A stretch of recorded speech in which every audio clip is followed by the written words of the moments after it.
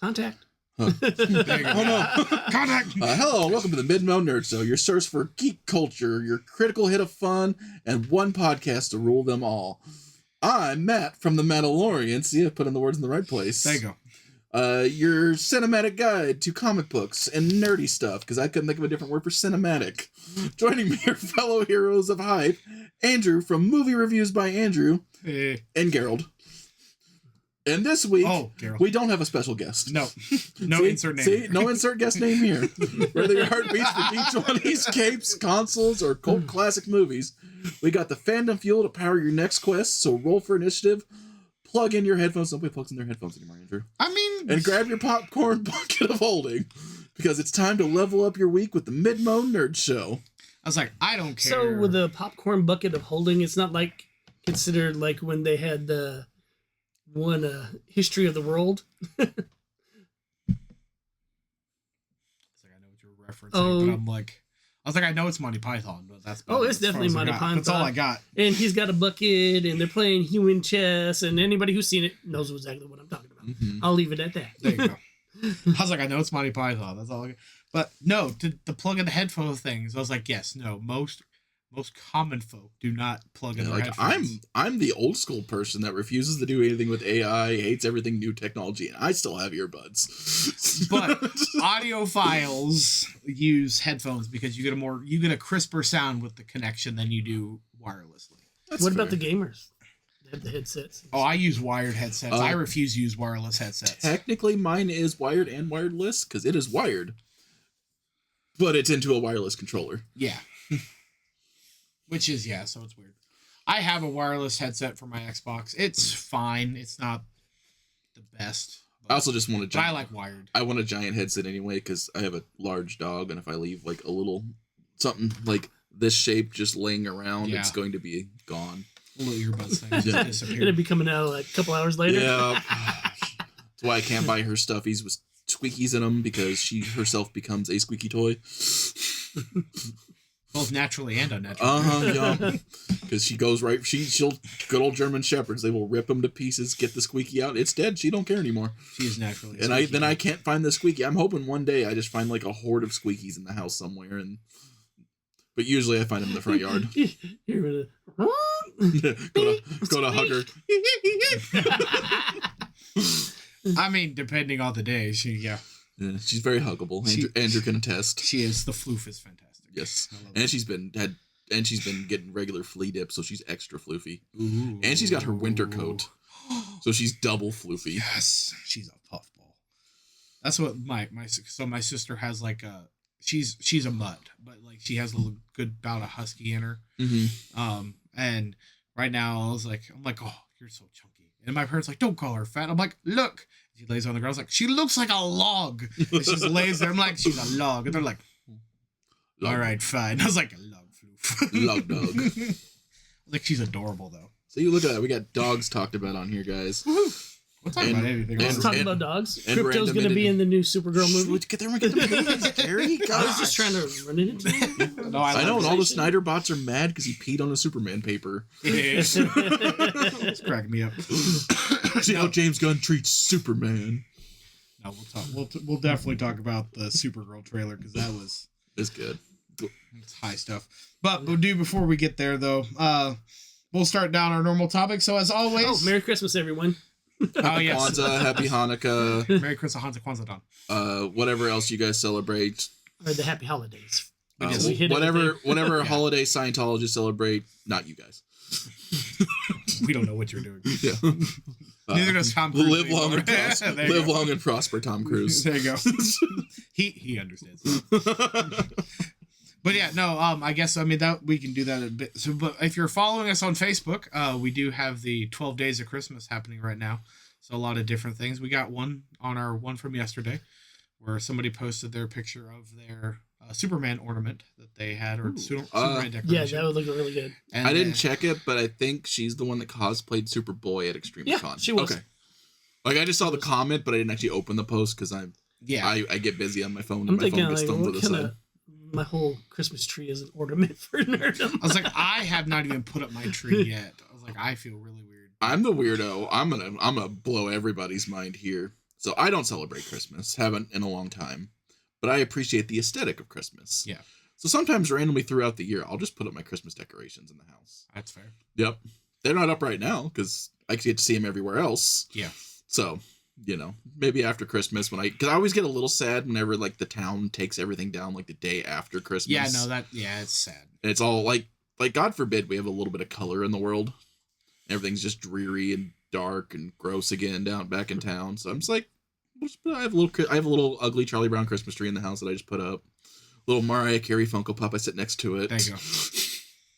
No, my goal is one day is to get those year-round Christmas lights put up on my house. So just leave them up. So I can have. Well, that's the point. They're year-round, so then I can go around and have like different colors throughout. Yeah, so New Year's I can have all the neon, and then on Easter have all the pastels. 4th of July it's nothing but red, white, and blue everywhere.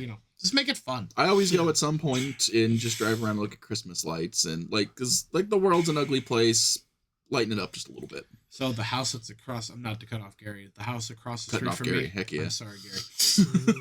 Looks like the house from National Lampoon's Christmas Vacation. Jacob's house up the road.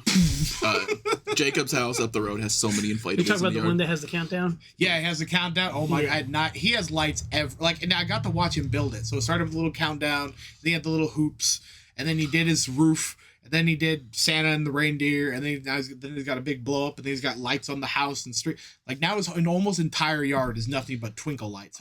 Holy smoke! And that feels weird, just taking it out on the day after Christmas. Yeah, leave that up till spring. Most people leave them. A lot of people around here leave them up till New Year's or a little after New Year's. I do New Year's. Yeah, leave them up. Like let a little Christmas joy be in the world. I think my Christmas tree lasted till almost. I think I had it up till spring break last year. Pretty sure we had it was like March, and I still have my tree up. I'm pretty sure that we had the one up in the shop until March. Yeah. Until people were like, Matt, it's time to take the Christmas tree down. I don't wanna. Fine. Rule of thumb is Valentine's Day. Yeah, no, that'll work. Yeah. Like me, like I said, when it's Valentine's Day, it's time to. You can have a tree for Valentine's Day. Like if I'm feeling real down, you can just change it up. Yeah, that's right. Take out the decoration, put a bunch of hearts on there. Yeah, like if I'm feeling real down in the middle of summer, I'm just like Christmas decorations. But not the little cute. We want the anatomically correct hearts. That's as a follow butts. As a because that's where they came from. No, not this one, Gary. The actual one that goes thump thump. That's the one we want. If I'm doing that, then I'm having Kano from Mortal Kombat holding it up on the. I mean, as a Fallout fan, I'm cool with the atomically correct hearts too.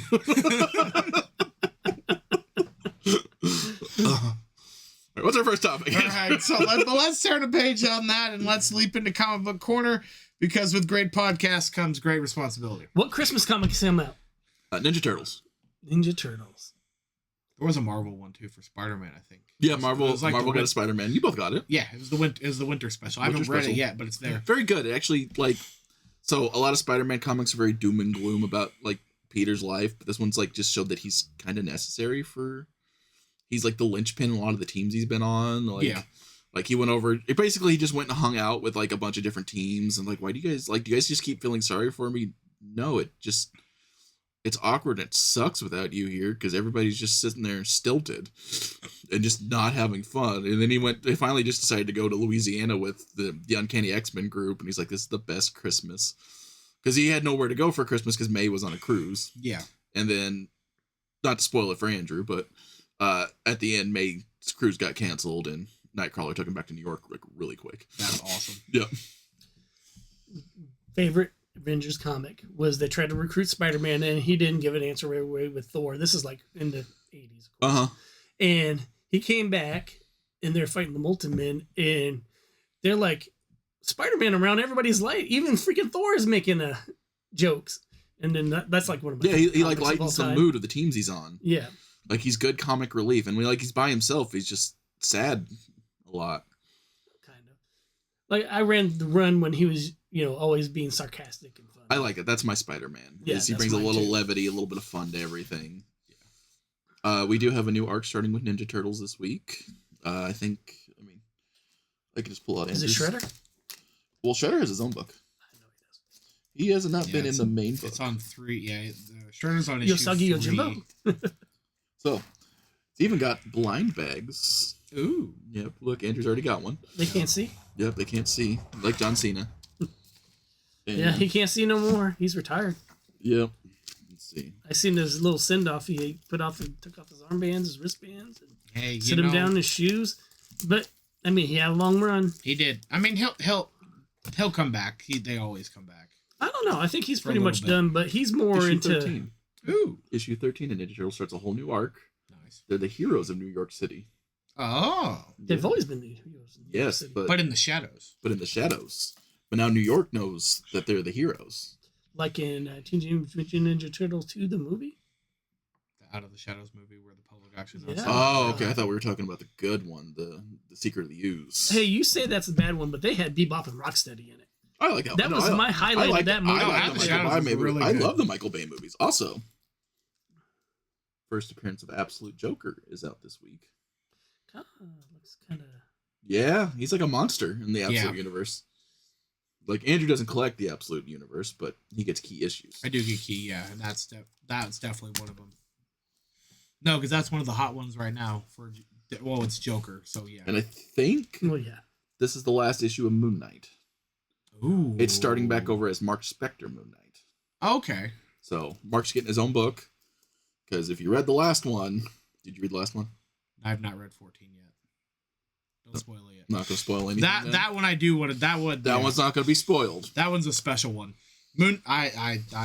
And loving Andrew got me into Moon Knight. I'm loving Moon Knight. It's so stinking good. Then we got our second to last issue of Ultimate Spider-Man. Oh, It's going to be so sad when it's finally oh, over. I am sad. Both of you get this one. Guy Gardner is in Superman Unlimited. Yeah. I love Guy Gardner. And then we also got your regular Amazing Spider-Man. I haven't read any of these, so I'm just kind of just saying book titles and sitting here looking pretty. Hey, now you know what my comic book tab looks like. Yeah, that's what Andrew does. Well, we kept Andrew's dirty books down low. Yeah. Okay. Yeah. Okay. I did hear a funny story about you at Extremicon, though. Uh-oh. Came from my wife, too. That was the funny part. Oh, no. Now I'm intrigued. I'm like, what dirt does Jessica have? We will have to do it after the podcast. Oh, Oh, MidMO Nerd Show After Dark. It's gonna be on the Patreon if we ever start one. Right. She goes, I did not expect that from Andrew. And I'm like, I think I know exactly what you're talking about. It's Yeah. a joke Andrew made leaving the bathroom. no. Oh. But now I'm Ooh. kind of interested in what you got to say. Oh, I'm surprised she didn't tell you about that one. Yeah, Andrew will tell you about that one. That was just him coming out in the Superman costume. It wasn't even that big of a joke. It was. So you can just- tell that one right here because it wasn't that bad. No, it's like we're walking out of. I'm walking out of the bathroom. I have my Superman outfit on, and I get made fun of. Because I was like, Superman, that's the worst hero ever, and I'm like, what? What do you mean, the Superman? I was like, I'm like, don't tell me you're a Batman fan. He's like, no, not a Batman fan, and I'm like, okay, well, like, who do you say the greatest superhero is? And he's like, the Joker, and I'm like, what? What do you mean the Joker? He's like, I'm like, Joker. He's like, no, the Joker is the hero that this world needs. And I'm like, Gassing people to death. and I'm sitting here going like, all right, you can stay over there with your negativity. I'm going to go be positive and go around the cosplay contest. Quick PSA to everybody out there. If you share those memes that are like, the Joker was right. If you share that, because I also assume that you're the guy that shares the Peaky Blinder memes about how you're a guy not to be trifled with and all that other. We're laughing at you behind your back. We think you're stupid when we share those. You're not cool and edgy. It's kind of funny. Peaky Blinders is a good show, though. It's a good show, but whenever you share a Peaky Blinders meme and it's just like, I'm hard to get along with, but trustworthy when we're just laughing at you. We know you're kind of dumb. And it's the same people that share the, I want a relationship like the Harley and the Joker. You need to read. You need to read a comic because that's not good. Like, even in I don't even have to give you a comic. I'm going to give you Batman the Animated Series. Oh, yeah. Where they originated from, and Yeah. that's not a good relationship. No, it's not. So if you Or are, if you just watched the freaking movie where he freaking traumatized her with yeah, shock treatment. yeah. So if you're I mean- comparing your Oh, yeah. relationship to Harley and the Joker, if you think that your boyfriend loves you as much as Joker loves Harley, we should get help. Call the police, go to a therapist, do what you got to do. Like, we Yeah. believe in you. Like, I'm not making fun. I actually feel sad for people that do that one. Yeah, any relationship should be trustworthy and build off of each other, not Right. have one person dependent on the other. Again. or have it, one person doing all the work and not the other person. Yeah.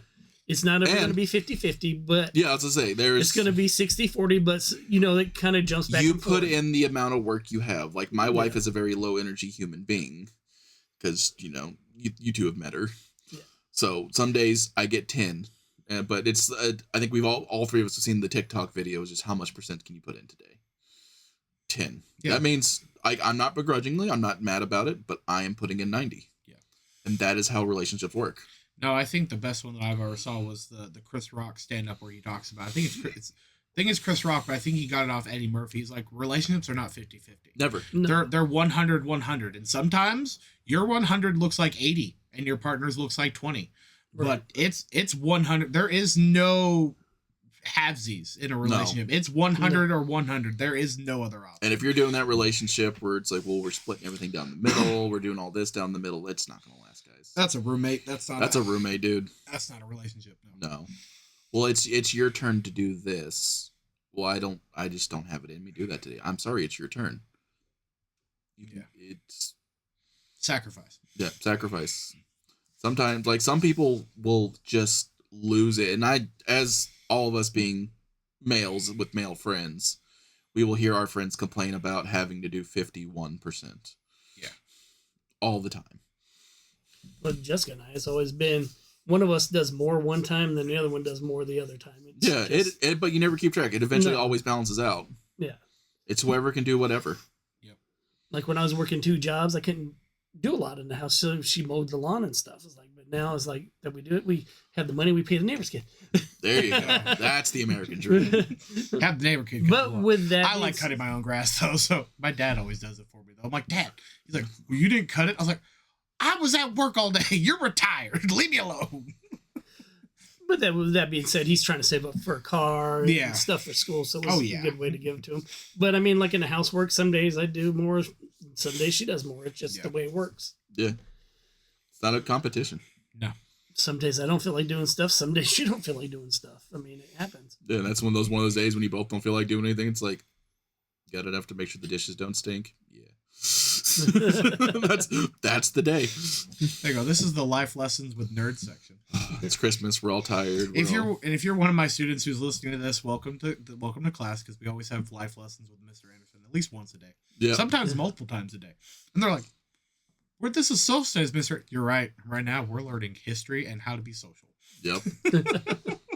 Hey, what were we talking about? Comics. Yeah, that's right. Hey, favorite quote: "Those who do not learn from history are doomed to repeat it." Exactly. Right. 100%. But yeah, no. So there's a lot of Marvel. I mean, we talked about Absolute Batman and Superman and Spider-Man. Spider-Man is coming out. It's getting a crossover. Because who showed me that? Oh no. The Mandalorians on Facebook. No, Jim Lee on Instagram. The Mandalorians on Facebook also shared it out. Jim Lee. But I will say this: Mandalorian showed me about the Daredevil and Daredevil. My bad. Deadpool and Batman crossover. Yep. First, and then Jimmy Lee showed me that afterwards. Oh, so I it's learned been about back the and Deadpool forth. Batman at Massey's Route 66. I learned that about that last year with my interview. Yeah. We talked about that. Also, something cool. You talked with the other guy about you are that. correct. I learned. There. I got the inside scoop. So maybe next time you could pull your friend from your own podcast on there. So next year we can talk with Massey, Mr. Finez about having the MidMO Nerd Show on at Route 66, because we'll all three probably be there. I don't know if I'm gonna have a booth this year. I might just hang out with Gary. Right.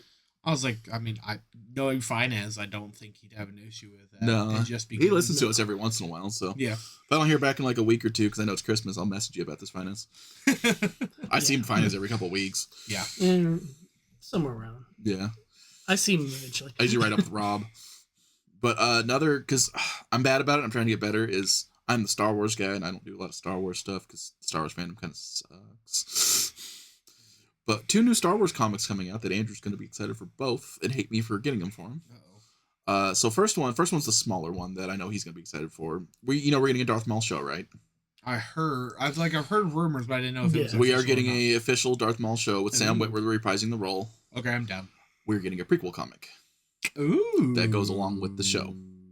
Okay. But the one that I'm excited for, I know Andrew's going to be excited for. So, written by Ahmed Best, Jar Jar Binks. It's going to be. Does he do it in Jar Jar Binks? It's about Jar Jar. Misa gonna do this at the thing, and Misa. It's about Jar Jar and Kelleran Beck. Oh. So if you don't know who Kelleran Beck is, he's the Jedi that saved Grogu from. But he also, for those of you who don't know, is Star Wars had like a little game show that was like Temple, like the Temple show on Nickelodeon. Yeah, Legends of the Temple. Legends of the Temple, but Star Wars had one like that. But you like built your lightsaber and ran through them, and Ahmed Best hosted that as Kelleran Beck. So that was a pre-existing character before Mando. Yeah. And so he's coming back and writing a comic about the two of them, which I'm assuming it's going to be our Jar Jar redemption arc, sending Kelleran Beck in there to try to save children. Yeah. Because he said a senator sent him over there, and he was driving a Naboo senatorial ship. Yeah. And we know it wasn't Padme. No. Because she was... Mustafar. Yeah, she was given... Well, yeah. She was not on Mustafar yet. Not during Order 60... Not during the beginning of Order 66. But she was... We could clearly see her in her... She did not know what was going on at the temple. I know. Because Kenobi broke that news to her. Yeah. And then... Kim broke her. Yep. So... I am so excited. I haven't collected Star Wars comics in quite a while. No, that's exciting. And my prequel-loving heart is excited for him. And the main comics right now is dealing with Return of the Jedi. Afterwards, like the Mandalorian and what else have we got there? The Book of Boba and Skeleton Crew as of right now, because we have a guest coming for that. Yeah, I was gonna say, have we announced them yet? Yes, actually we did. Yes, we did. Okay. Yeah. I thought it was the other lady. My brain's like, oh, Gary's got somebody else. Yeah, we're working on that. We're still working on that. That one's still hush hush. Yes. I don't know anything about that one yet because Gary hasn't sent me a thing said, hey, can you make a poster? Not yet, Gary. So we're still waiting on that one. But yeah, no, I'm excited for that whole. Sorry. Gosh, dang it! Now I'm excited because that's cool. What else we got on the list? All right, so suit up and recharge your cosplay batteries because it's time for Con Tales, where the convention floor is always critical mass. I do know that there will be a Santa sighting at the Regal Theater this Friday from 5 to 8 p.m. I've also heard there's going to be somebody fighting Santa in the parking lot at 5:01 p.m. I mean, it's a Regal Cinemas. I mean, and Avatar drops, so there's going to be a lot of people probably fighting over those stupid popcorn buckets. And then there's also going to be SpongeBob coming out too. Oh yeah, the new SpongeBob. See, I'm more excited for SpongeBob than Avatar. I know. I'm not sitting through a 3-hour James Cameron movie. It's over 3 hours. Yep. No. It's like 3 hours and 15 minutes. I'm gonna die. No, that makes. I'm excited for it though. They have firebending this time. They do. They have fire. They have fire Navi this time. They're just leaning into that Avatar name because we had waterbending in the last movie. Well, the first one is air. The next one was water, and this one's we're fire. on the Book of Fire. So we're waiting for Earth now. Yeah. And then Captain Palant's going to come out of nowhere because they're going to do Heart next. Right. Well, no, they're doing it's like, and they're doing the spirit world stuff too with AWA. So you're going to get like a spirit book eventually. You know what's going to turn me off? We'll get to it when we get to controversy. Okay. Or movies. I don't care which one. Well, Contails, boys. Contails. Oh, that was because that's a sighting. That's all I Santa. got for cons. It's winter. Again, Christmas coming up. I was like, I know. Let's see, big one. That's the big one that's coming up is Planet Con. Extremicon. Oh yeah. Well, that's like 10 months away. I'm thinking like in like the next 6 months. Big River Con. Yep. That's going to be in March, at the end of March, I believe. I'll have to double check the dates on that. But we got a lot of time before we get there. Yeah. April is going to be Cape Anime. Yep. Our friends up at Cape Girardeau. Yep. They host it. It's like, and I will mention there will be several anime cosplays over at the Fat Stack or TPS Entertainment. Yeah.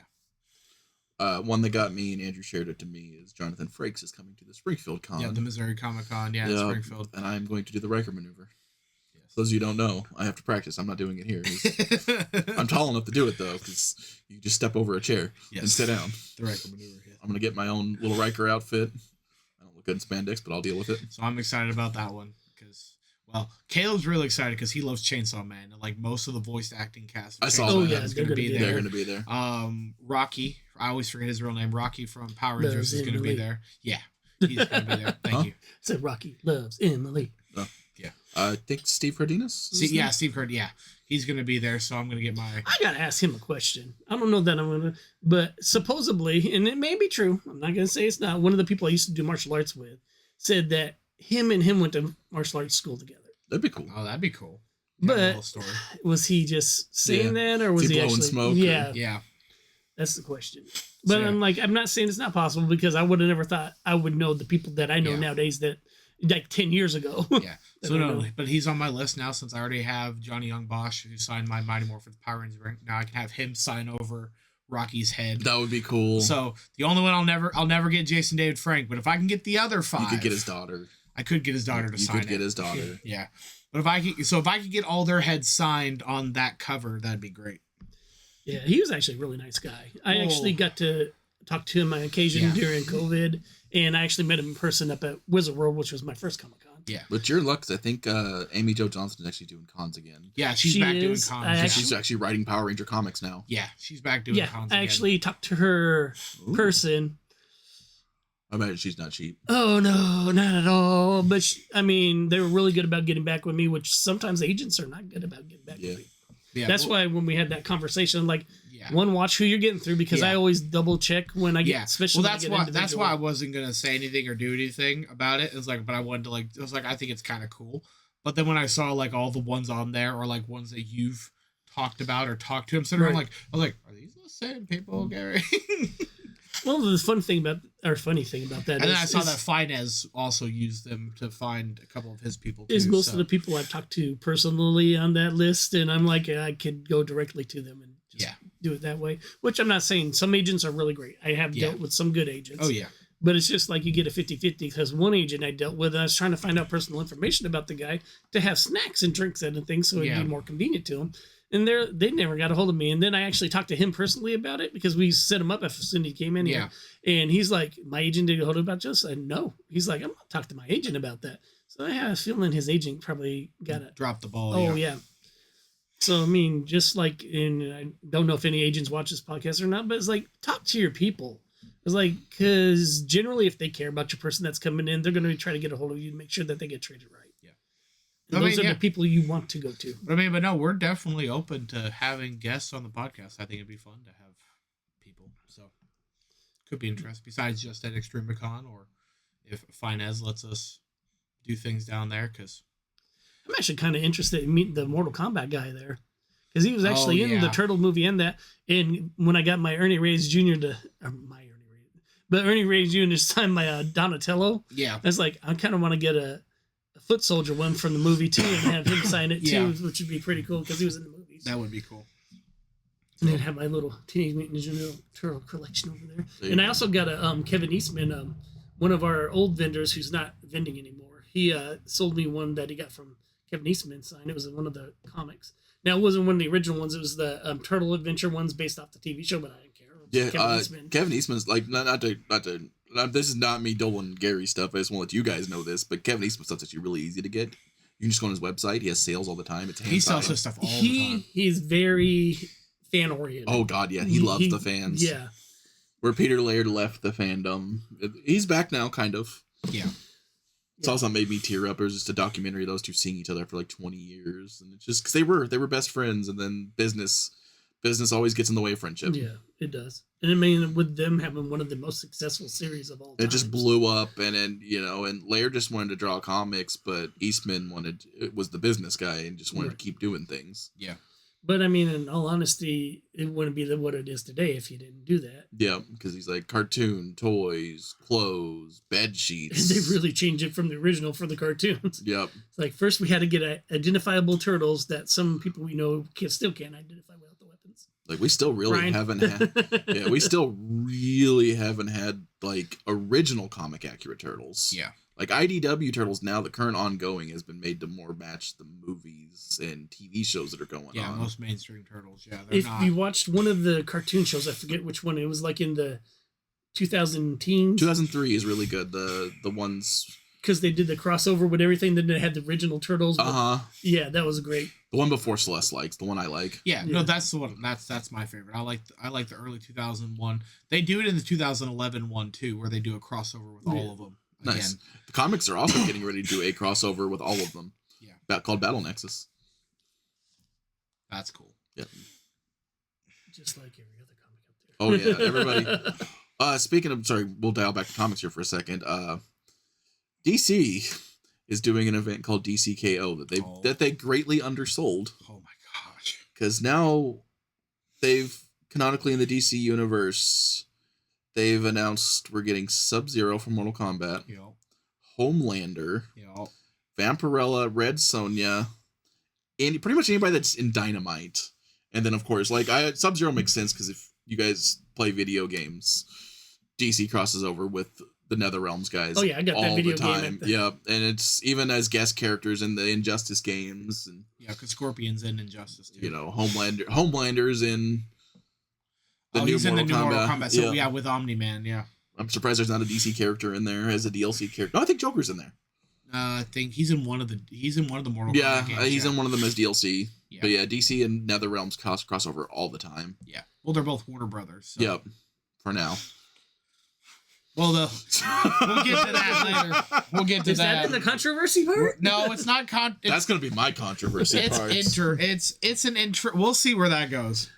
So I thought the bid was done, but apparently Paramount's still trying to get them. Hostile takeover. We'll talk about that. Yeah. We'll talk about that. Things got interesting. And they didn't think the WB was worth anything. until Superman came out. I don't know if we'll get to there. Andrew has thoughts. Ooh. So it happens every once in a while. Right. All right. But screen time breakdown. So let's grab your 3D glasses and your popcorn buckets of holding. It's time for screen time breakdown. So Supergirl trailer. Yes. Supergirl trailer. Yes, it was good. Yeah, go watch it. It's got our boy. It's got Jason Momoa for the role that he was supposed to be in Snyder's DCU. He has the Lobo. I was just talking to Jessica about that this morning. I'm like, no, it was like, and he thought that's what Jason Momoa thought he was gonna do. He literally thought. And then he's like, "Hey, you're gonna be Aquaman." He's like, "What?" But he made Aquaman cool. He made Aquaman cool. I love Aquaman. And I know the second one's terrible, but I love it just because of him. I kind of fell off the DCU when they announced it was ending, so I'm just like, I don't need to watch this movie. Yeah, that one's fair. Yeah, it's not a good movie, but I watched Flash just to hate on it. I like best part of Flash was Batman. Yeah, Batman and Supergirl. Supergirl was the best part of the movie. I know everyone's like Michael Keaton Batman. I was like, no, Supergirl. Sasha Calais was the Supergirl perfect. Parts were perfect because that was actually Flashpoint Superman done very well. Yeah. And then you could see the good movie in there, and then they did too much, and they should have. I don't care if they just deep faked Ezra Miller and got him out of there. I know. We still have to pay him. Cool. Give him his $20 and let him go. You're gonna get more. Then they could have got the one from the Flash. Just get Grant Gustin. That everybody liked. I've heard rumors that he's going to be the DCU Flash. That's the rumor that's probably going to happen. Yeah. I think that's the way they should go. Yeah, and he loves the Flash. Yeah, and you could tell. And I'll say this: we shouldn't get Stephen Amell back as Arrow. No, I don't like. He got weird. I like.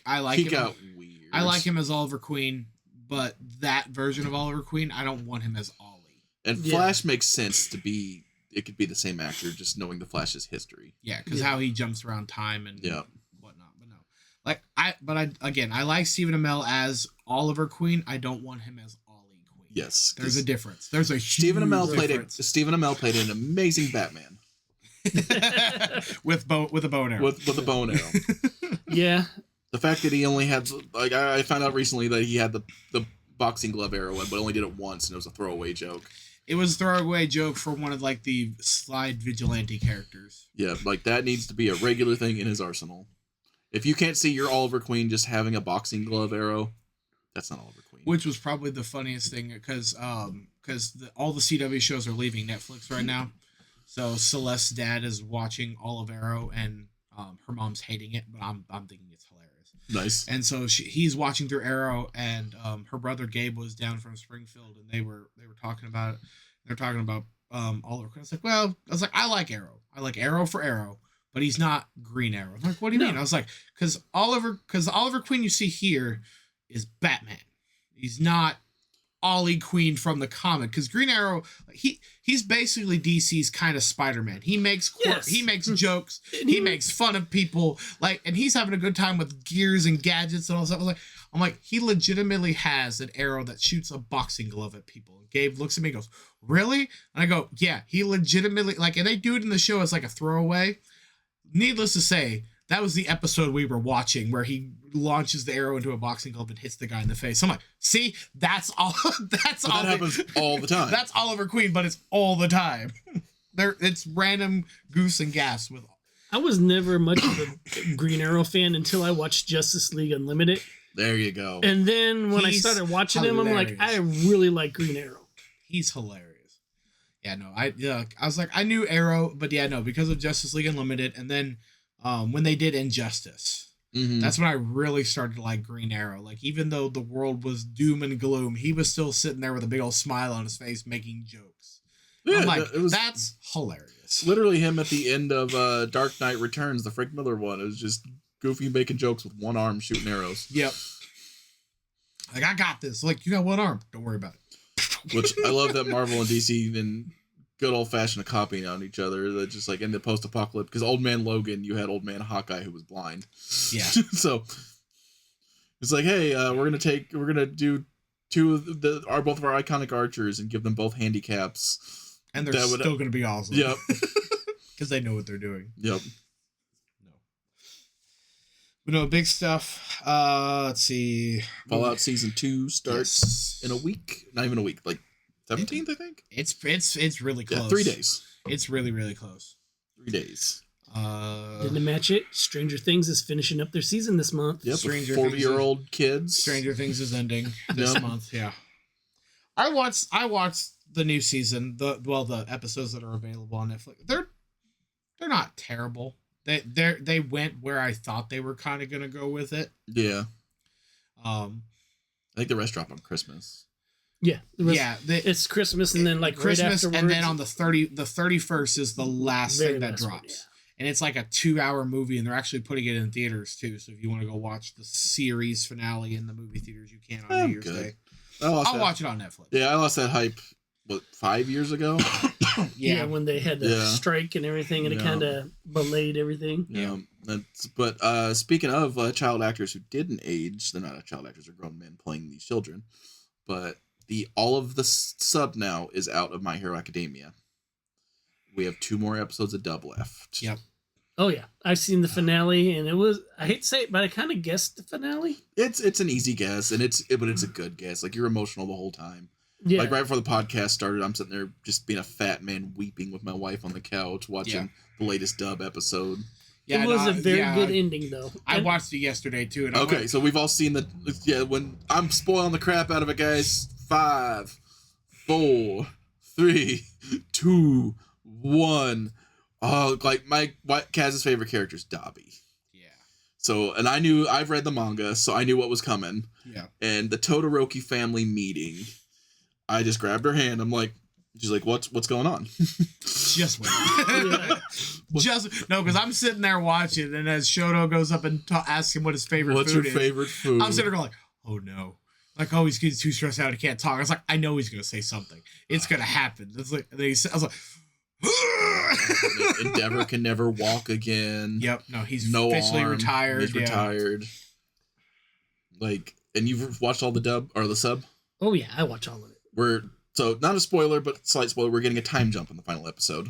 I figured that. Yeah. 8 years in the future. And that makes sense. They do some justice.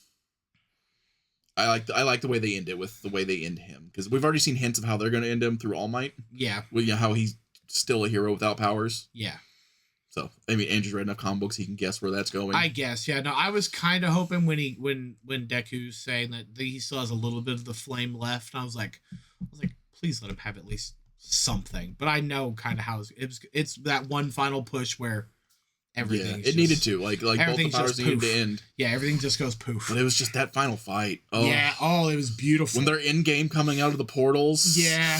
I was dying. I was like, I've seen this before. On your level, and for those of you who haven't paid attention, the entire show is a reference Yeah. to superhero culture and Star Wars. Yeah. There's so many like a lot of Gran Star- Torino's Yoda. Yeah. Endeavor is Vader. Yeah. Like, All for One is the Emperor. Like Dagobah, they have Jakku. Like the whole show is reference to Star Wars, and it's just a love letter to superheroes. Yeah. And me it's X-Men. You can see it really big in Vigilante. Oh yeah, I mean, there's just Cyclops and Wolverine are just in Vigilantes. Yeah. Well, actually, and now that I know that the X-Men, if they're playing baseball thing, Oh yeah. because a lot of the UVAs for My Hero Academia, they're playing baseball, and as soon as they're playing baseball, bad things happen. I'm sitting there going like the connection. I was like, oh no. Nope, that's the running joke. If the X-Men are playing sports, doing baseball, doing anything nice and happy, And that happened every time in My Hero too. Every time they were doing, oh, it's a nice, lovely day. We're at the mall. We're shopping. We're having a great time. And then Shigaraki. bad things. I'm like, oh no. Yep. Yeah, because that's where they met Jubilee at, was at the mall. Yep.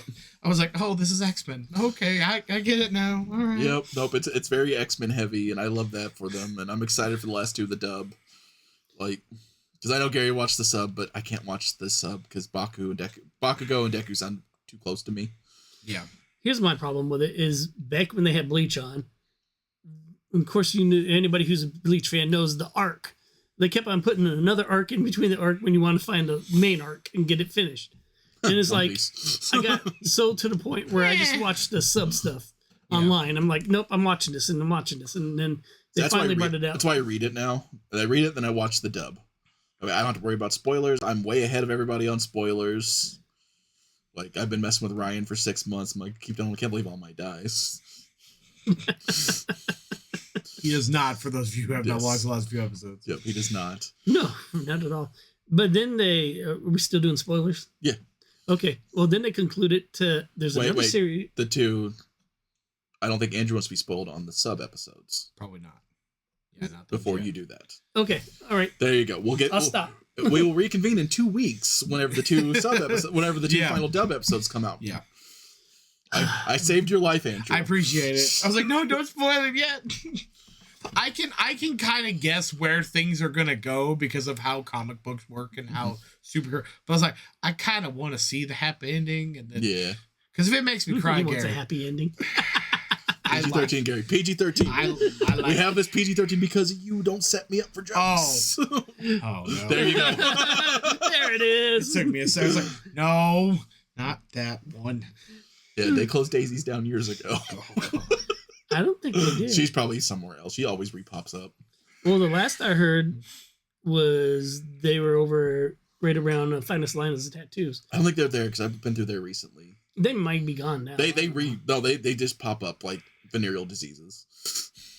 But I just thought it was funny because I said it wouldn't even very known that politely. if I wouldn't have been working for Affleck, and they were talking about because my partner had an account with them at Finest Lines. I want to specify that because she had them get insurance through there. Yeah, And they were Finest Lines are very good people. Ray and Nikki are wonderful. They were talking about how they were bringing in $100 bills and they didn't want to take them for change. Yep. For context who aren't local in the area, Daisy's Health Spa was a local establishment that gave men love for money. I think that's as PG-13 as I can put that. Yeah. And Finest Lines was not. They're not. They're a tattoo parlor. They're still open. Very nice place. Yeah. You can actually join the Goofy Goblins there to play games, I think, every Thursday. Jed will have to correct me on that one. Yeah. Good people. But they had Affleck, which Affleck, everybody should know who Affleck is. Affleck. It's a supplemental insurance that gives you money for accidents, cancer, that sort of thing. Yeah, I had Affleck at Crocker. Affleck's a really good insurance for the accident and cancer. We're not for all the extra stuff. We're not sponsored by Affleck. No, you're not. No. And I don't work for Affleck anymore, by the way. But yeah, no. So let's see. Where's some other things? Because I had things in my head. I just messed them up, then I just took it all away from They're him. good. Nope. I don't know. We were talking about screen time with Supergirl at the beginning of that. Yeah, no. I've moved on from there technically. We're talking about My Hero. My Hero. Yeah. We're talking about Ladies of the Night. We did Stranger Things. Oh, show that I did not think that I was gonna watch, but I just hit play one day. The anthology series for Stephen King's It. The Derry one. Yeah, the Welcome to Derry on HBO. Yeah. Started watching that. Not bad. It's The first two are kind of graphic, and I'm going to kind of throw this spoiler out there. If you have any problems with pregnancy, do not watch that. Yeah. That is not the show for you.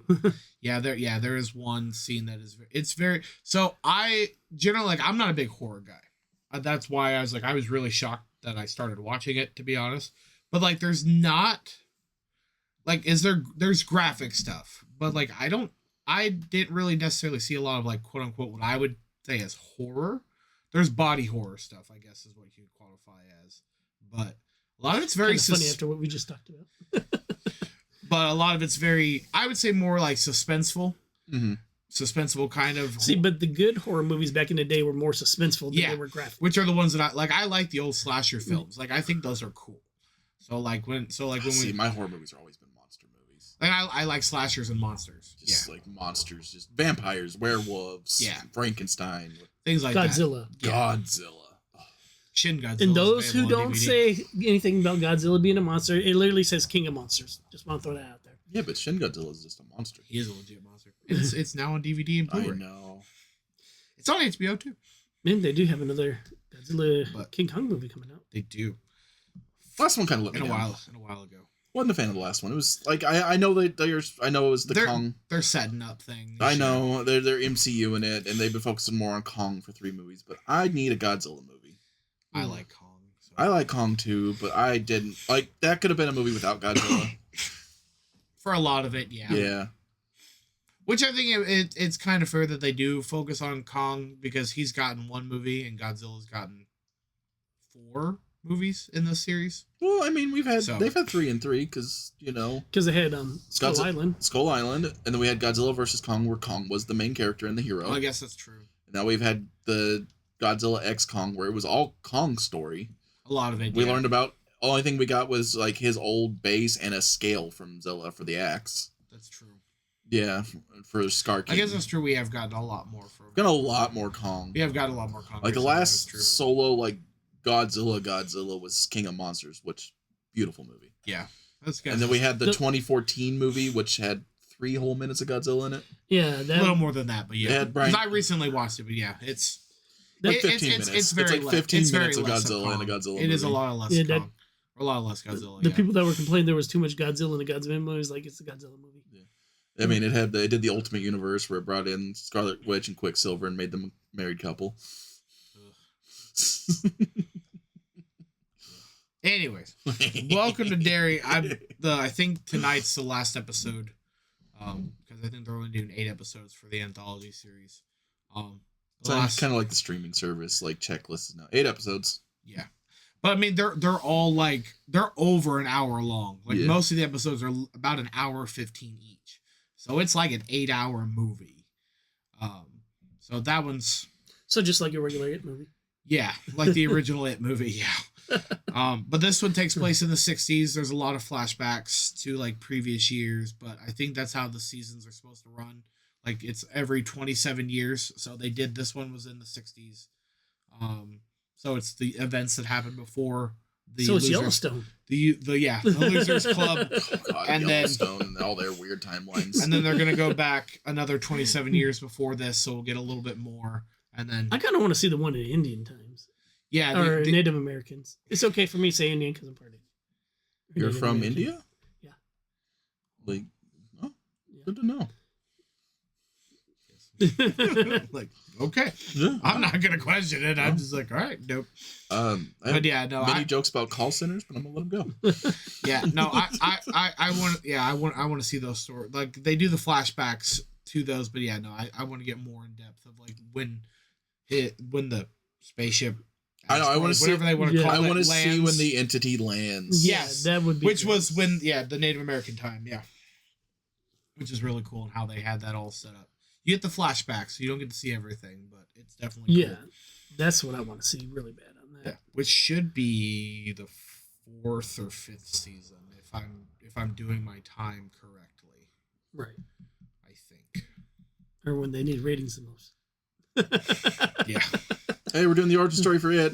Yes, go, go, go. Which they're like, oh, it's in the book if you want to read the book. And I'm like, I don't want to read that book. No, It's really big, and there's also a really weird part in the middle that I don't want. And Stephen King does weird stuff with kids. And like, I don't want to read that.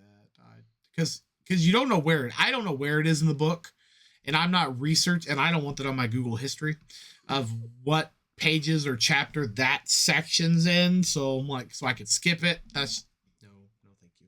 We're just gonna move on. I was like, I'll watch the show. I will. I'm with that a lot, especially like when a lot of those older, like Stephen King gets his props, but Stephen King's also a very weird individual that sexualizes children way too much in his books. Yeah. Yeah. And recent real life things have come to light that I will not mention on the podcast. That Yeah. But it was the equivalent of your friend that does drugs walking into your house being like, "I don't smoke weed." Sure you don't, Daryl. Yeah, but it was just that Stephen King did a recent thing on Twitter that basically equivocated to that. Yeah. But with real life lists. Yeah. Yeah. It's been problematic. Yeah, it wasn't even accused of anything. It just straight up went, "Hell, lists don't exist." I'm like, ooh. Yeah, we're yeah. Sorry for the loudness. Yeah. I hope the mic didn't pick all that up. Oh, it did. I can't slam on the table anymore. No, you can't. It messes with the camera. Yep. So yeah, Stephen King kind of outed himself and then disappeared. Yeah, which hurt his movie. That is Well, then he had a new book out because I was up at Barnes and Noble. They had like a whole Stephen King kit. Yeah. Yeah, So, like a because lot of these because- celebrity social media should be just taken away from them. Yeah, like if you just don't post things. Right. Dolly Parton said the smartest thing ever. She goes, "I never put politics out there because no matter what I do, whatever side I'm in, I'm going to lose 50% of my audience." And she's like, and all she does is like advent for people to read and take care of their kids. Yeah. And even, some people even still see politics in that. Yeah. Like, you're on this side or that side. Bro, she wants you to be literate so you don't act like this. Yeah, read, take care of your kids, and eventually go to her Stampede and get good food. Yeah.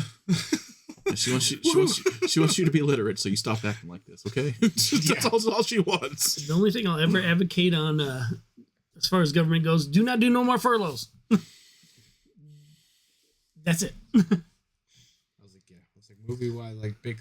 Like I haven't seen FNAF 2 yet. That's on the. I'm laughing at that one. It's.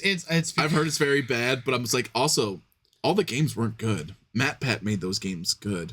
Was the hours of theory videos we all watched. Markiplier made those games good. I don't even like FNAF. Just Celeste likes it. She's like, and when I ask Celeste what her favorite part of FNAF is, she's gonna say like Markiplier or Game Theory. No, she actually played the game. Oh. She likes all. She's the horror person who likes all of the creepy things. And I'm like, So like I went and watched the first movie. She's like, well, the lore is this and that and blah blah blah. I'm like, okay. And we learned all the lore from everybody who wasn't FNAF. She did that. Five Nights at Freddy's for all of you who don't know shorthand. She's like, but the movie did it differently. She's like, it's cool, but it's weird. Because that's not how it's supposed to work.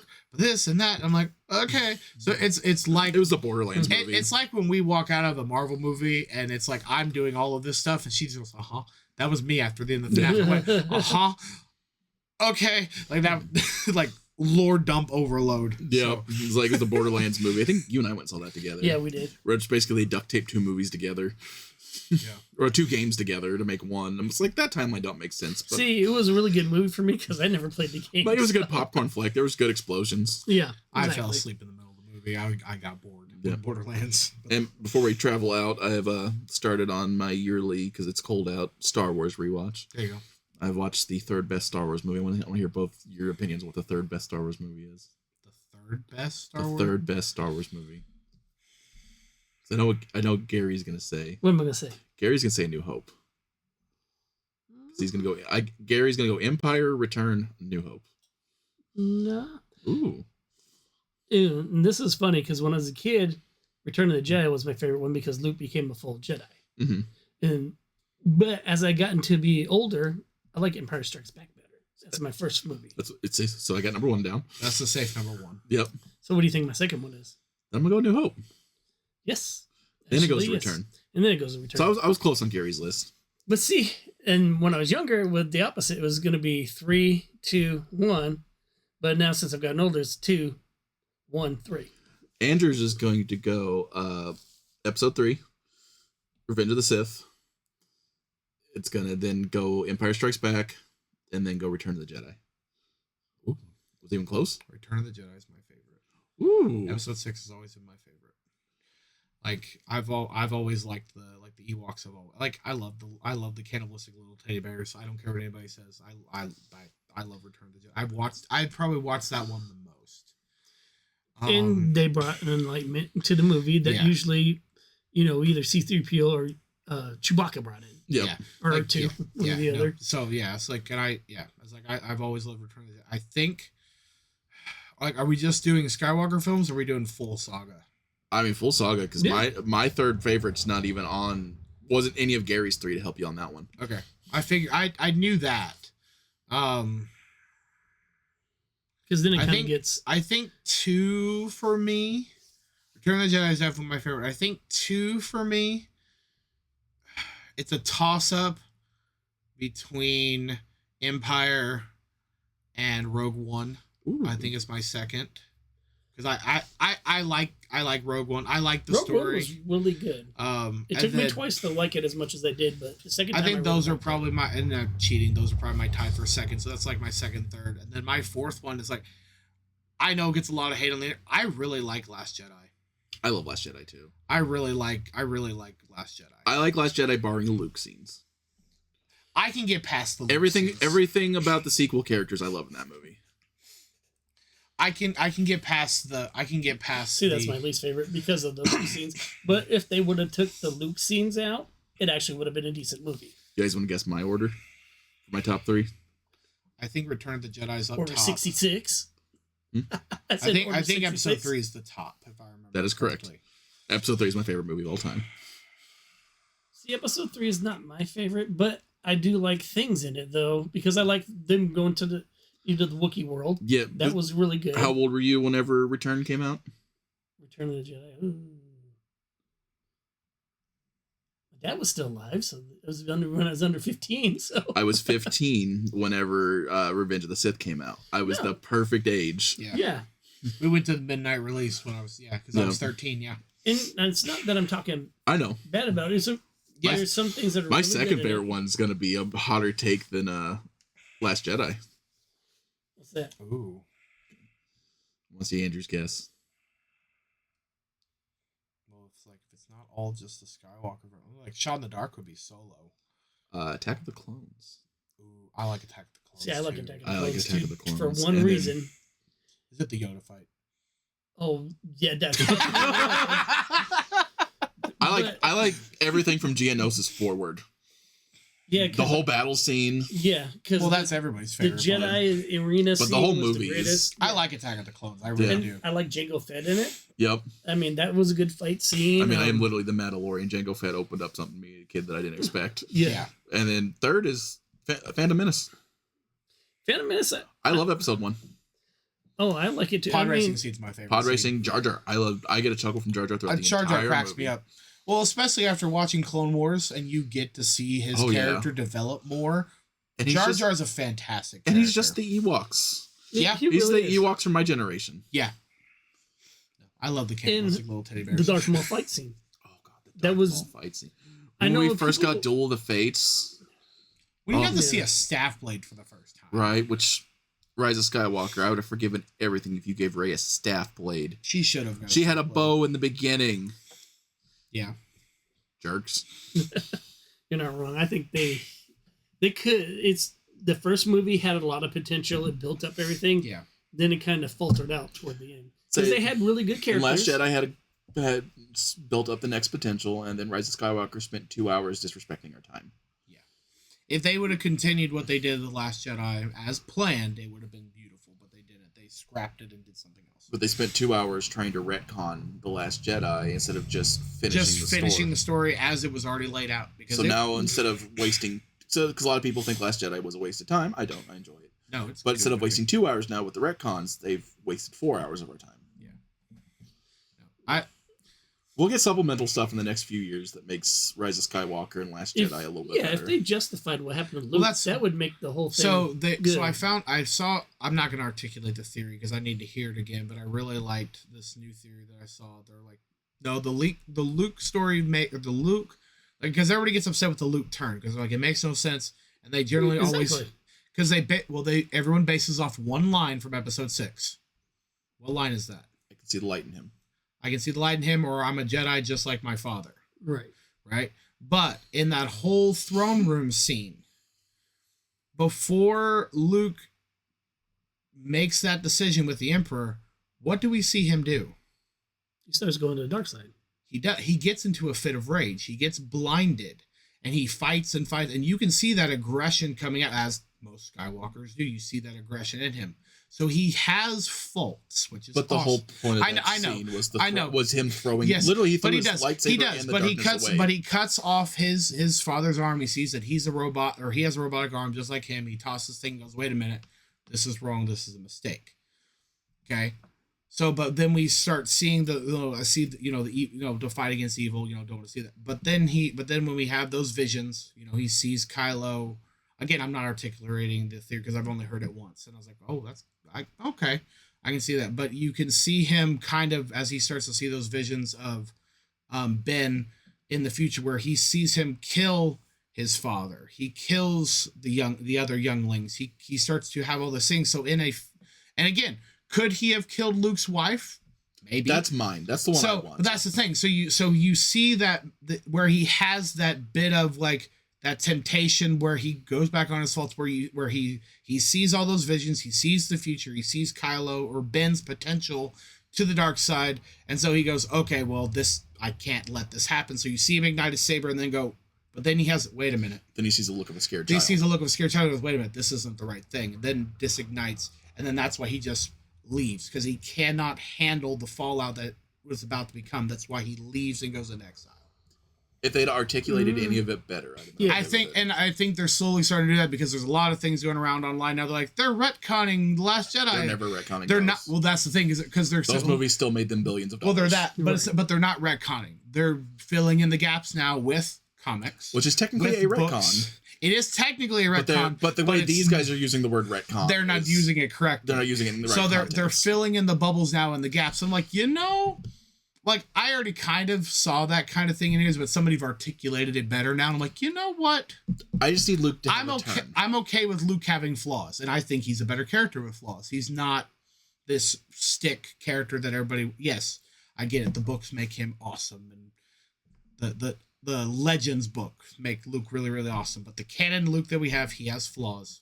He's a hero with flaws, and he makes mistakes. I'd even be okay right now seeing a build-up story from that scene in Mando, just through his temples building up. When we see, and then a reason for him just to throw his, like, maybe like show like he keeps just seeing the future of Ben killing everybody, and he's like, I can't stop it.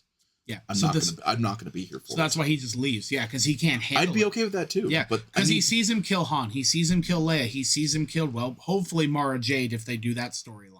And I'm sure they're gonna. And I'm sure they were originally supposed to follow it up with something in the Rise of Skywalker. Well, it was supposed to be called Duel. They were supposed to call it like Duel of the Fates or something. I think is what they were. And actually, I think they did say that they were going to have that twist that I wanted, where Rey was going to be dark and Ben was going to come back. Yeah. And Snoke was still supposed to be the ultimate bad guy. But then they just the Emperor clone, whatever, and so on and so forth. Disney has been very reactive, and they've been too reactive and not just letting storytellers now.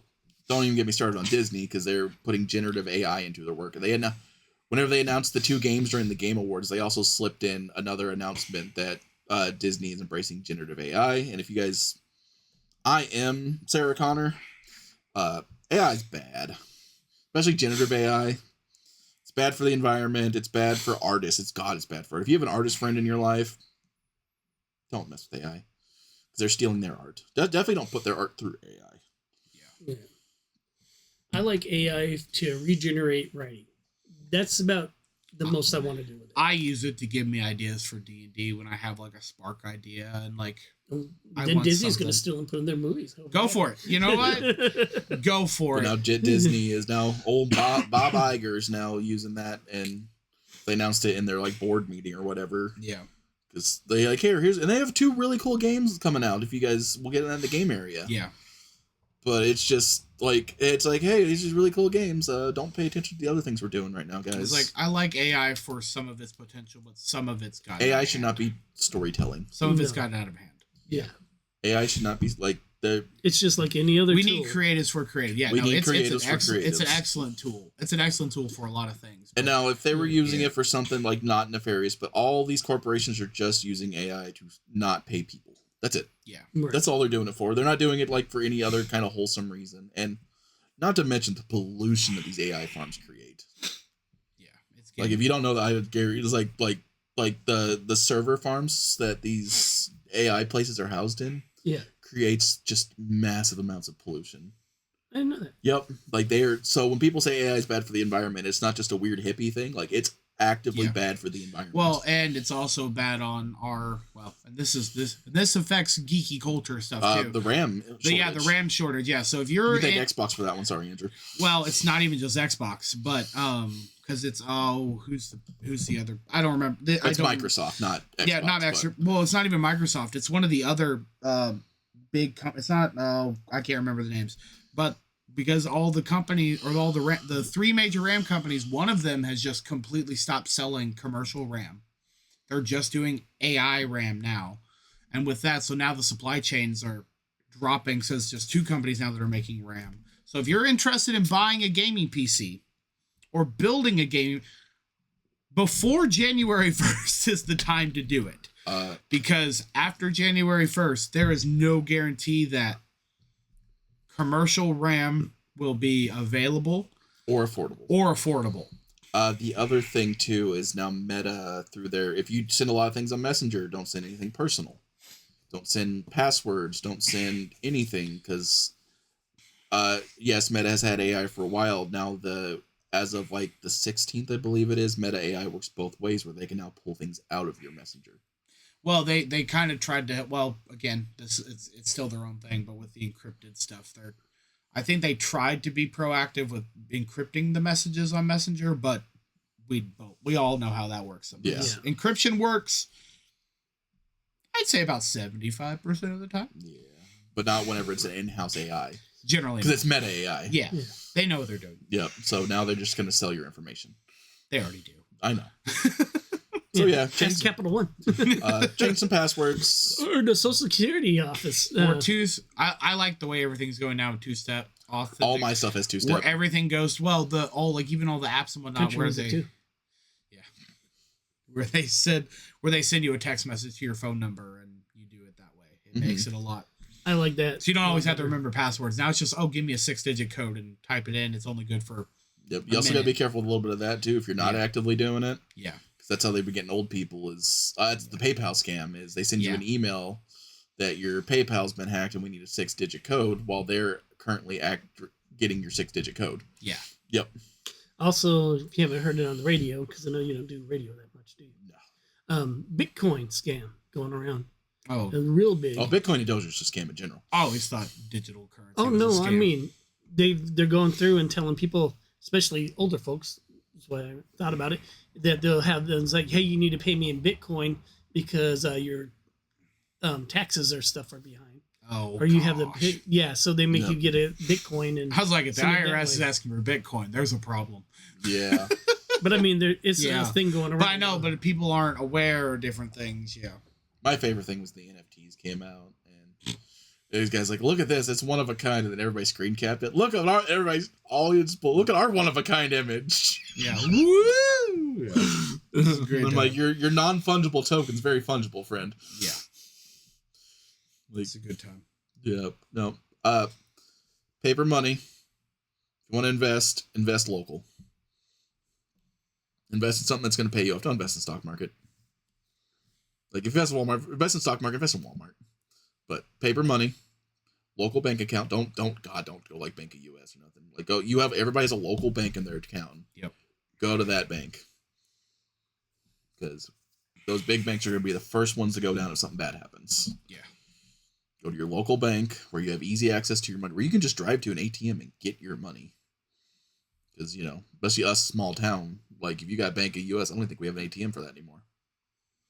Don't think so. Yeah, 'cause we don't have a branch. But a lot of banks like that, even like Wells Fargo and whatnot, you can go to any ATM and they don't charge you a fee. Yeah. Because they don't have a stationary bank. But and the current uncertainties of the world, especially with technology, carry paper money. Cash and carries generally. Yep. Not pennies though, apparently. We won't even talk about that. That's just the stupidest thing in the world. Round up, round down. I was like, you better round up or round down, and then I get the difference. Like, that's stupid. That's the dumbest thing in the world. Yep. It's a political thing, but I'll tell you both afterwards on what one of the reasons why they're doing that. It's so stupid. Anyways. All right, we got anything else for movies? No, we're already on. Oh, Anaconda's coming out. Oh, yeah. We're actually going to watch that the because spoof the spoof it is. I don't care, but yeah, it's Jack Black. I always care about Jack Black. It's gonna be funny. I love me some Jack Black. Yeah, that's bigger guys usually do. Yeah. I'm waiting for Minecraft 2. That's what I'm waiting for. I finally watched the first one. It was Him and Momoa. Yeah, I like their chemistry together. Yeah, if I could just get like an hour and a half movie of just Jason Momoa and Jack Black, just screwing around, it would be. I mean, my favorite. I would take them recasting The Rock and Jumanji 3, or I guess 4 technically. It's 4, technically, because they count the Robin Williams one as number 1 in that series. Yeah, they did. In the movie series, they did credit him. Because if you guys haven't heard, Jumanji 4 is in the works, and I'm like, wait, 4? No, it's coming out in December. Oh, not this December. Oh. No, not this December. Okay, it's like next year. Next year, yeah. One thing, speaking of that, and it's kind of in movies, is there's been a recent sit-down talk between Brendan Fraser and The Rock. Which, if you guys don't know, The Rock stole a lot of movie options from Brendan Fraser back in the day, and just is basically why he got so deep in depression. We stopped seeing, because you remember Brendan Fraser was the biggest name in Hollywood. He was a really big. Well, besides The Rock, there was a lot of other Hollywood things happening to Brendan Fraser behind the scenes. Yeah, so he did The Mummy, Journey to the Center of the Earth, and just all kinds of stuff. And then he just disappeared off the face of the earth. And The Rock was, he took over Scorpion King. He literally became Journey to the Center of the Earth too. And he just, The Rock kept doing that to him for a while. Yeah. And then just... There's a lot of things there. Brendan Fraser became Finnick from The Hunger Games. If you understand that reference. I don't, but he can explain to me afterwards. He became Finnick from The Hunger Games. What actor is Finnick? Finnick is the guy. He's District 4. He's in the 3rd, or he's in the Catching Fire. He's the guy with the trident. He's the sexy tribute, the sexy male tribute. Okay, sure. You'll have to explain to me afterwards. I'll explain. If you're not in the Hunger Games lore, there's a lot of stuff that happens to the champions. I need everybody who's listening to the podcast to clip Andrew saying the word "sexy male." Oh gosh. Ryan, I will. This is the part. Ryan, no. Because that's going to be your ringtone. Look at him, he's red. It's not helpful that I'm wearing a red sweatshirt, dude. He's blending. He's turning into the Kool-Aid Man. Not again. Yeah, but no, him and The Rock sit down and actually had a nice interview where they were just talking. And God, Brendan Fraser nowadays is just so wholesome and calm and emotional. Yeah. Always like a big man that gets to feel his emotions, because you both can attest to it as a big man. We're not allowed to feel our emotions. Generally, no. Why are you upset? You're a man. I have emotions like people. Yeah. What's our next topic, Andrew? All right. Well, let's save your progress and respawn with us. Welcome to the Checkpoint Chat. This one's video games. Video games, yes. Bleach is going to be in Fortnite. Really? Yep.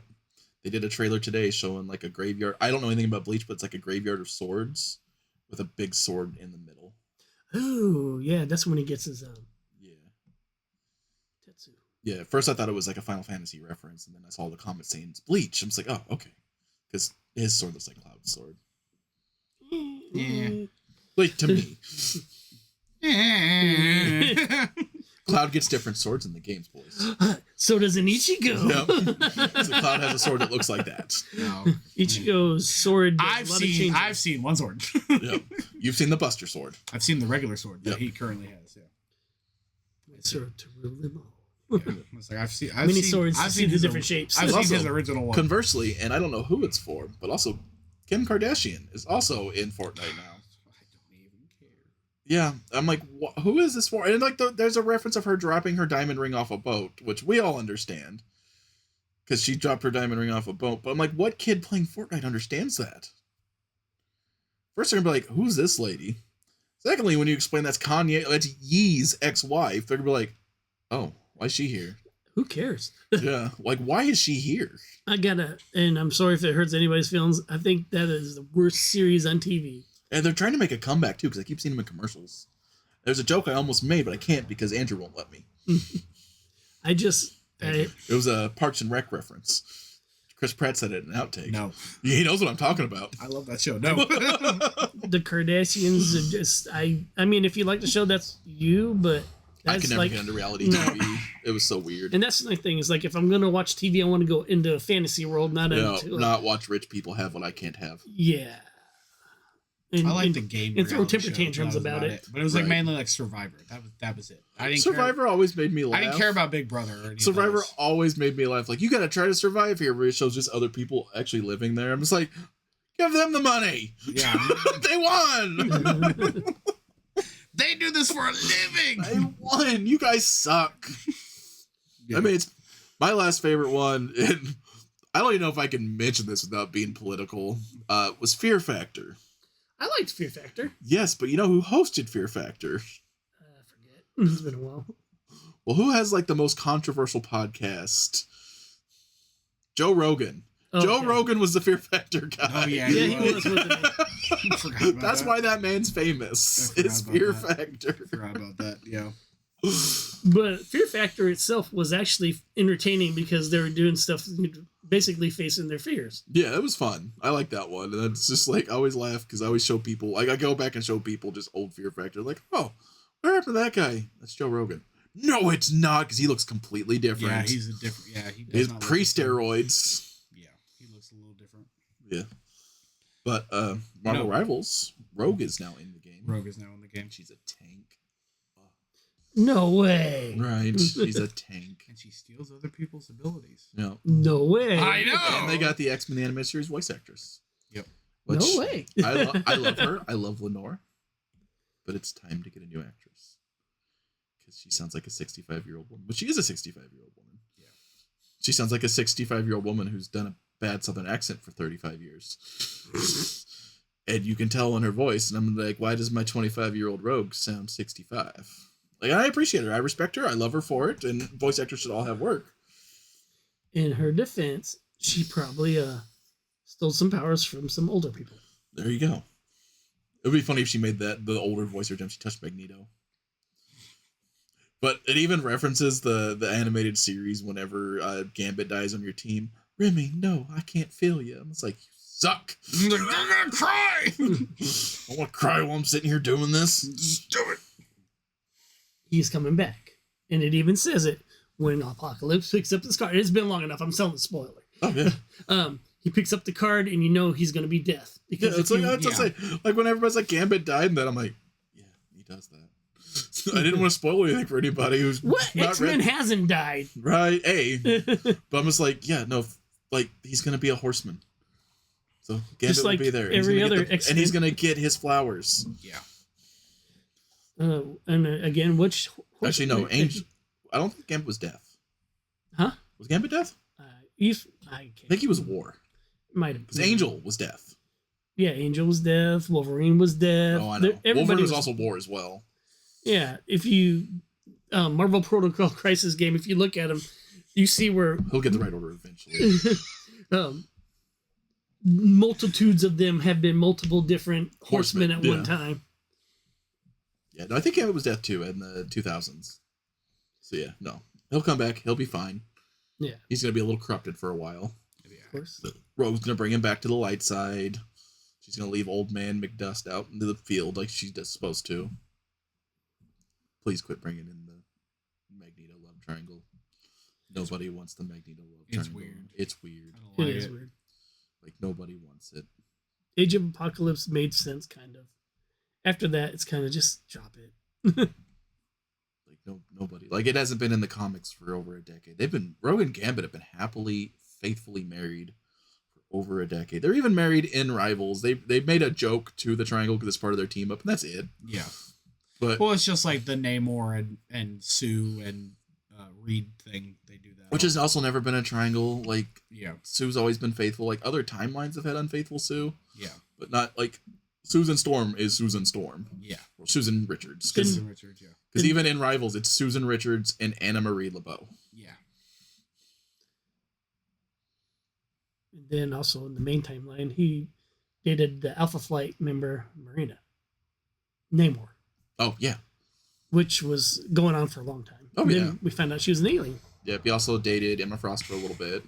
I didn't know about that. He basically, to put it as PG-13 as I can, sat in the unused hotel room chair. That one that Scott Summers usually sits in. That is canon. Poor Scott. I'm excited for him to get out of Rivals because it's weird. Just every time because again, him and Gene have been married for so long in the comics, and then all they reference in the game is just her and Wolverine. I'm like, that was weirdly overblown in the movies and in the 80s in the comics. Yeah. And then Wolverine, And also in Age of Apocalypse. yeah, and Wolverine had a weird infatuation just for a while, and then But I'm I'm gonna gonna say steal this. it from you, Scotty. All right, Zeb, calm down. Moving on. Wolverine's had a crush on everybody. Speaking of which, I mean, he had her Hudson, his best friend, I mean, he's been alive forever, so and Nightcrawler. Mariko, Nightcrawler. I think he was just saying things. No, Nightcrawler calls him his little Liebchen in the comics. Oh. Look at that a little closer next time you read X-Men, Andrew. I mean, he does that. I mean, he calls everybody Liebchen. No, he calls him his little Liebchen. Oh, he calls him Liebchen. He calls everybody Liebchen. It's like, I like Nightcrawler. He calls everybody Liebchen. And Wolverine calls him his fuzzy little elf. I mean, that's playful humor at this point. Yeah, Wolverine's hateful to everybody but Nightcrawler. Because him and Nightcrawler are the same religion, but that's neither here nor Well, there. not only that, but Nightcrawler makes him laugh. Nobody makes him laugh. They reference Morph doing it in the comics, but it was actually in the legitimate comics. It was always Nightcrawler that made him laugh. Hey, when you're immortal, it's only so long before you become a little bit gay. I know Gary doesn't want to hear it because it's his favorite hero. I ain't gonna say nothing. I'm staying out of it. He tried to look at you for support. You're like Matt knows more about X-Men than me. Don't bring, I was like, don't you're look at me. You're like, don't bring me in this. Don't bring me in this. I know nothing. Moving on. I was like, anyway, other big things that came out from the Game Awards. The 2 Star Wars games. There you go. Yeah. What 2 Star Wars games? So we're getting Knights of the Old Republic, kind of 3, but also like 3,000 years in the future. Yeah, it's so, like Fate of the Old Republic. so it's not going to have Revan in it. It might have references to Revan, but that's Yeah. about it. And then we're getting a racing game again. Yep. Like, it's going to be like Episode 1 Racer, but it takes place after, like, Return of the Jedi. Okay. So it takes place during the New Republic era where they're trying to, like, rebuild... Like, I think the story's going to be they're just trying to rebuild a racing scene in the galaxy. Yeah. Because the Empire didn't want any of that happening. The Empire didn't want anybody having joy. Yeah. They took away all the fun. Took away all the fun. Made everything cost too much and took away all the fun. Yep. That's why they had to rebel. Yep. No fun. No fun. But yeah, no, the Game Awards, everybody's cracking me up. Everybody's upset. Except for on Tatooine, because Darth Vader wouldn't go back. He went back once. I know. Oh, he actually went a couple times. He actually had to confront the Hutts. He threatened Jabba the Hutt personally. Which I feel is a little catharsis for Vader. Yeah. Then he sent Boba Fett there to investigate that boy flying the X-Wing. Yeah.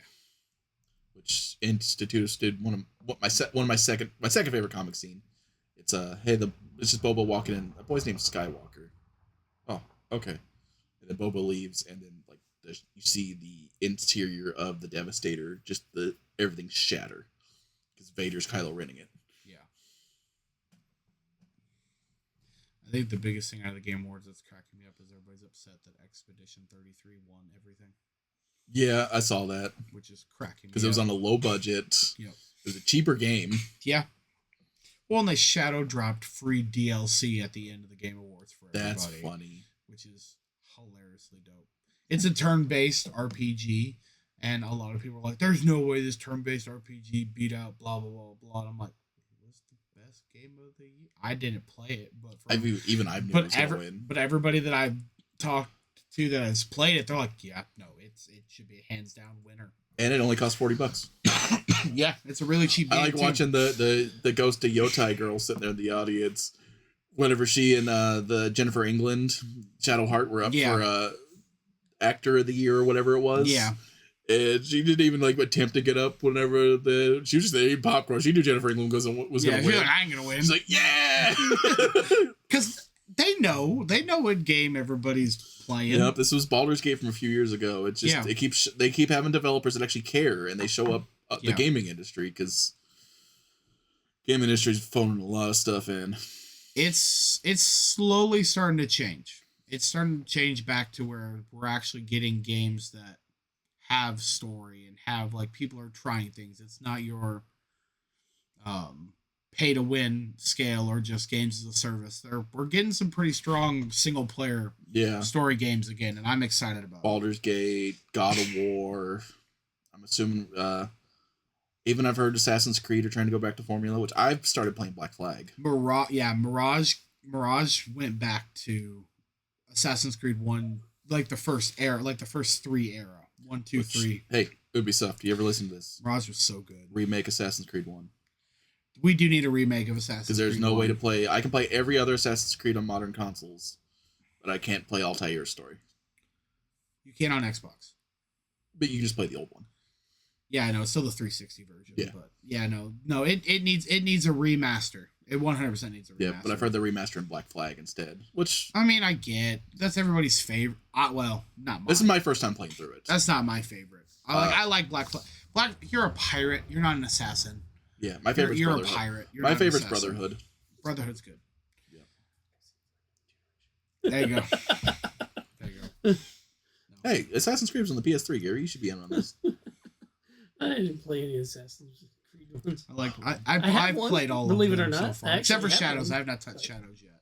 I've played 1, Platinum 2, got close on Brotherhood, and then gave up halfway through Revelations. I gave up halfway through Revelations. I never finished it. Because I binge played them right before 3 came out, and then I'm like, these are the 4 same games over and over again. Yeah, Well, 1 and 2 are very different, but 2, Brotherhood, The and Ezio Revelation. trilogy, The Ezio trilogy is the same game. All 3 are the same game. So that's I got burned out. I never finished Well, if Revelations. you want to go there, Mario Brothers is pretty much the same game. Pretty much. But it wasn't set in Victorian Italy. They actually changed up the maps in Mario. Yeah. No, so Assassin's Creed 2 and 3, so 2 and Brotherhood are literally the exact same game. It's the exact same map. You don't change, except for the only thing that changes from 2 to Brotherhood, you can now hire people to go and attack places for you. That's the biggest thing about Brotherhood. And then Revelations changes the map. You're no longer in Italy or in Rome anymore. You're now in Istanbul. But you're still doing the same thing. You're running around, you're capturing these little areas, you're finding vantage points, you can hire thugs and street gangs, and they didn't change. And the only thing that was different in that one is, we now have a hook blade. Hey, that's important. Cool. And I was excited. It was cool. Because I never... For like the first 45 minutes to an hour, I was like, all right, I'm bored.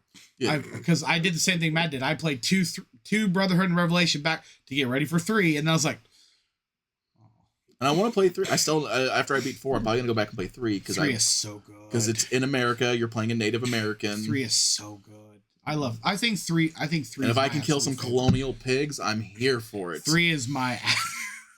3 is my... I got Andrew. I got him. 3 is my favorite, but it wasn't because of that.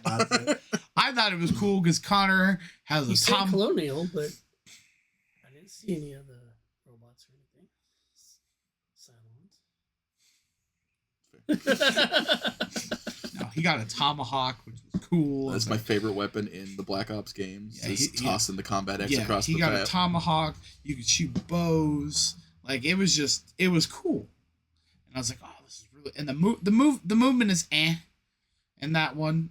They really perfected the movement with Syndicate. Yeah, and Unity. I'm feeling it's very clunky compared to Ezio and Black Flag. But no, they finally perfected it in in Unity and in Syndicate.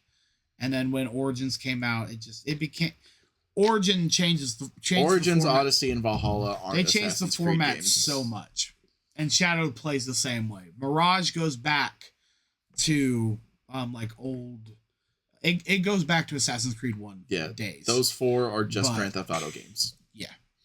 They're RPGs. They're very heavy RPGs. They're just Grand Theft Auto games with Assassin's Creed skin.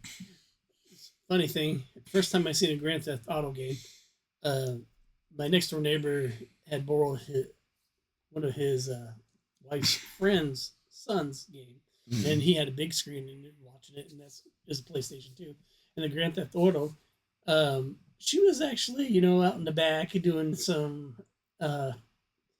risque things with him. I'm like, whoa, this is a kid's game? What the hell? No. So we had to have a talk with his mom about playing Grand Theft Auto. Yeah. Hey, nope, they tell you when you buy it, don't let the kid play it. They do. Oh my god, I had that's the biggest thing, cause and I know they're 12 and they're joking about it, but I had 6th graders who were like, what the biggest disappointment this year is?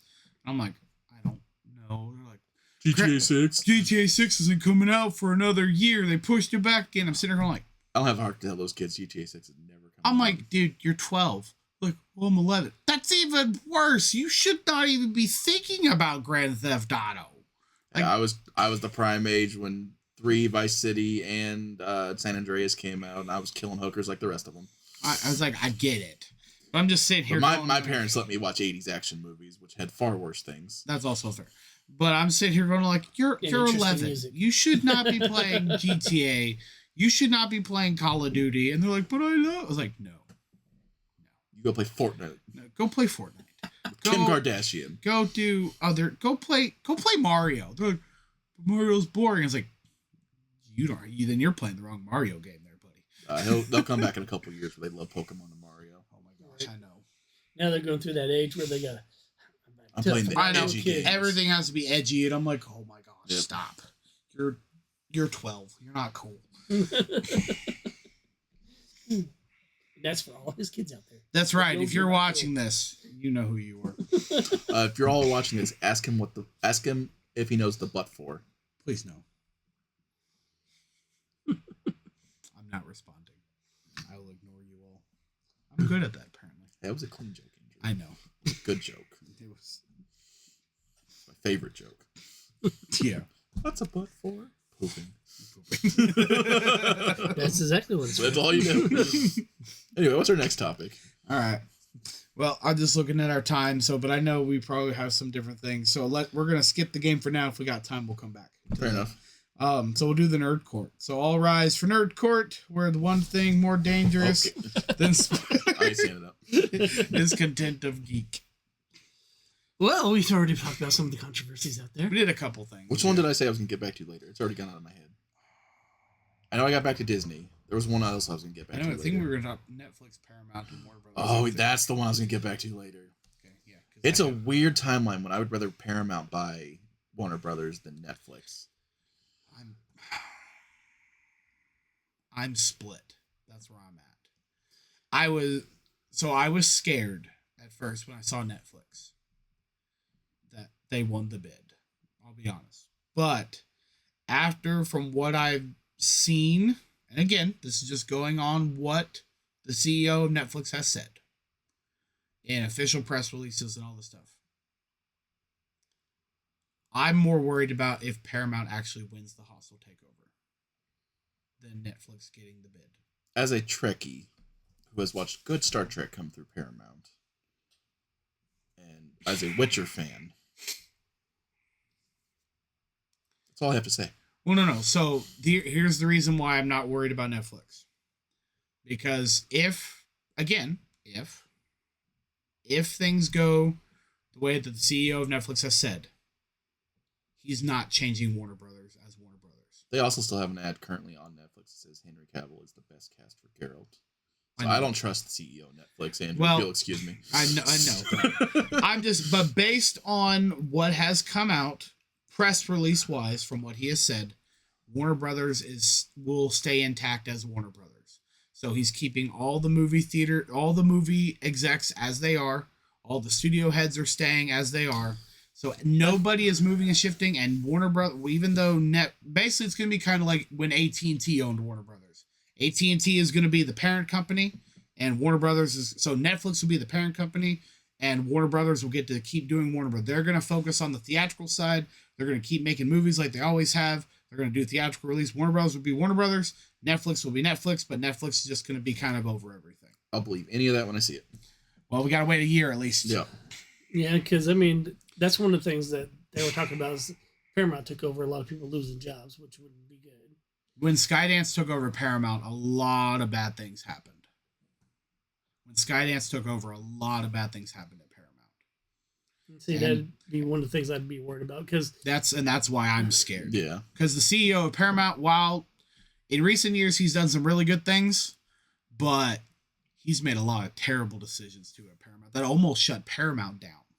Oh, then DC would fit right in because those CEOs haven't done good. Well, except for Jim Lee, you're doing great, buddy.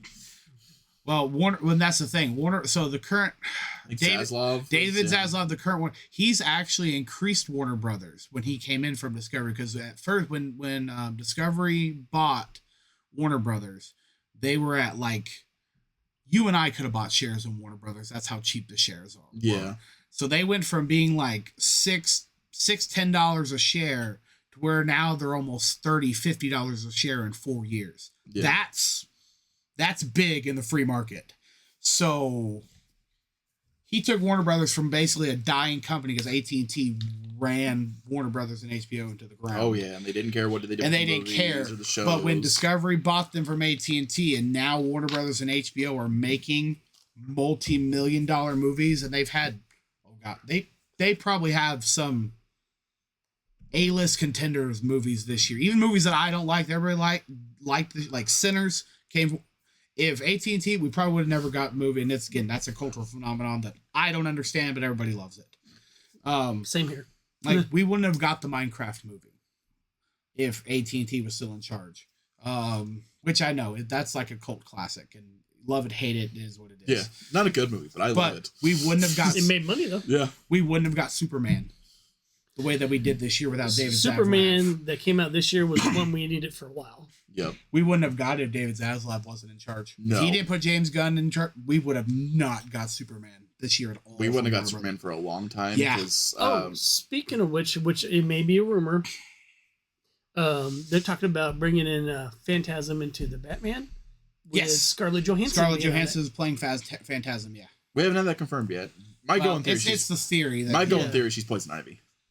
I mean, that fit too. But they said she came on with like a missing hand kind of thing. That's why they're thinking Phantasm. That'd be cool. I don't know if I want them to remake Phantasm because I'm tired of animated remakes. No, like live action, like in Robert Pattinson's The Batman 2. Okay, so it's a whole different... live action Phantasm. Okay, so like if it's a whole different story featuring the Phantasm, I will take it. No, live action Phantasm. Live action. Yeah. But I would not. I'm just sick of live action remakes of animated stuff that's just fine the way it is. Like, yeah, we don't need Lilo, we don't need Mulan, we don't need Moana, we don't need. Yeah, I can keep doing that list. Yeah. Only one I even give a pass to is Beauty and the Beast. That's just because Ian McKellen's in it, and Ewan McGregor. Wait. Oh yeah, he's on the air. I forgot. Yeah. Yep. And you had Olaf as LeFou. Yeah. Yeah, I like Josh Gad. I kind of like the Mulan live action one. I liked Mulan. But the thing is they didn't do it exactly like the animated thing. They made their own. They did the Chinese. They actually did the Chinese myth, which is awesome. Which I thought was good because even though I kind of I miss Mushu. I do miss Mushu. But my thought on that is if they are not doing Disney's Mulan, that story should be told by a Chinese studio, and we should get a dub. Well, they did, but they didn't. It's one of those. Because if I'm watching Disney's Mulan, I want Eddie Murphy in pajama dragons, or dragon pajamas. There you go. No, well, I mean, they filmed it in China. They got Chinese actors to play Chinese roles. It was Disney doing it. That's the only thing. Like I said, I liked it. Yeah, but I also liked the Disney one with Eddie Murphy in it because it was freaking hilarious. Yeah, I mean, so. I don't want historical accuracy from Disney because I don't trust them. I mean, I'd really like a live action Hunchback. I think that would do fantastic. But they did a live action Hunchback. It wasn't that good. Did they do? One with Salma Hayek as Esmeralda. I must have missed that. Yeah, that was years ago. I don't remember them ever doing a live action. Well, I mean, if you Hunchback. go by Disney, I mean, if they But went I don't by think it was a the Disney actual, one. It wasn't Disney. Okay, that's why. Yeah.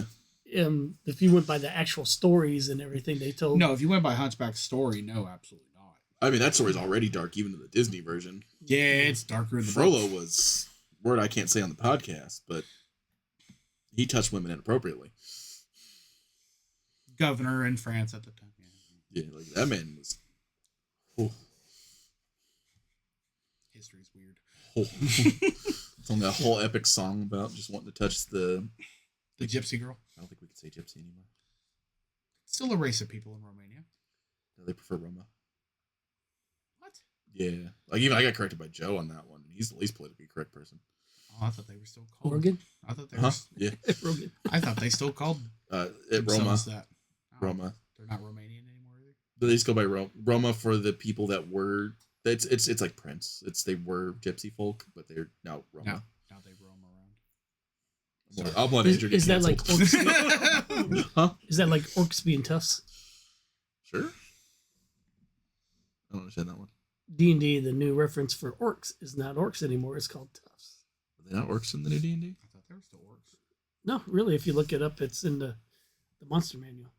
That's how Well, they took orcs out of. Yeah, there's no monster orcs in the monster manual. They're player races now. They're player races now. They're no longer considered a monster race. So they're toughs. Sure. Sure. I don't know. I haven't looked at the They, 2024. Correct me if I'm wrong on that, whoever's listening, but I'm pretty sure like gypsy is the derogatory term now.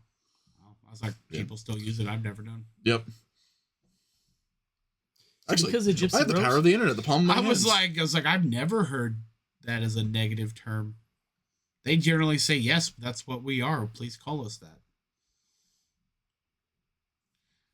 I'm just assuming that that's still the name because when I went to go watch the movie Nosferatu, it takes place in Transylvania in Romania.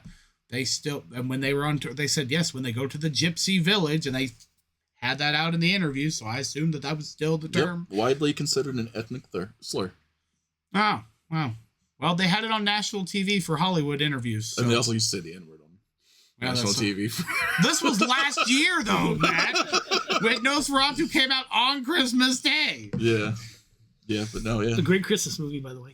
Oh my gosh, I got shanghaied into going to watch that one. So before we get canceled for saying that word, We're sorry, we didn't learned. know. We did a learned learning things. experience. We learned things. Because I got corrected on that. The only reason I knew. I didn't. Because I used to use the word very religiously. Because I watched Borat. And people still use it. Like, it's not a... Andrew's like, Okay, next subject. Anyways. we were on Nerd Court. That was the right one to do it on. Some of this Hey, political... let's do it a game. Some of this political correctness is nonsense. But anyways... We have time for a game, man? Yeah, we got 15 minutes. Let's do a game. Why not? Tacos. Andrew will apologize. He is 22. sorry. Yeah. If he has offended anybody from Romania... No, I'm going to even step up for Andrew. Andrew does not need to apologize on this one. Andrew did not know. He was provided new information. That's correct. And then he learned from his thing. Having to apologize for making a mistake that was legitimately a mistake is not a thing. No, that's fair. Fair point. Taking in new information and applying it to your lexicon is a whole different thing. Correct. That's the reason why a lot of people continue with the words that they say in the past, because they get guilt tripped and they don't care anymore. Yeah, that is true. It's also fair. So, When there's... people try to change and people put them down for trying to do that change, Yep.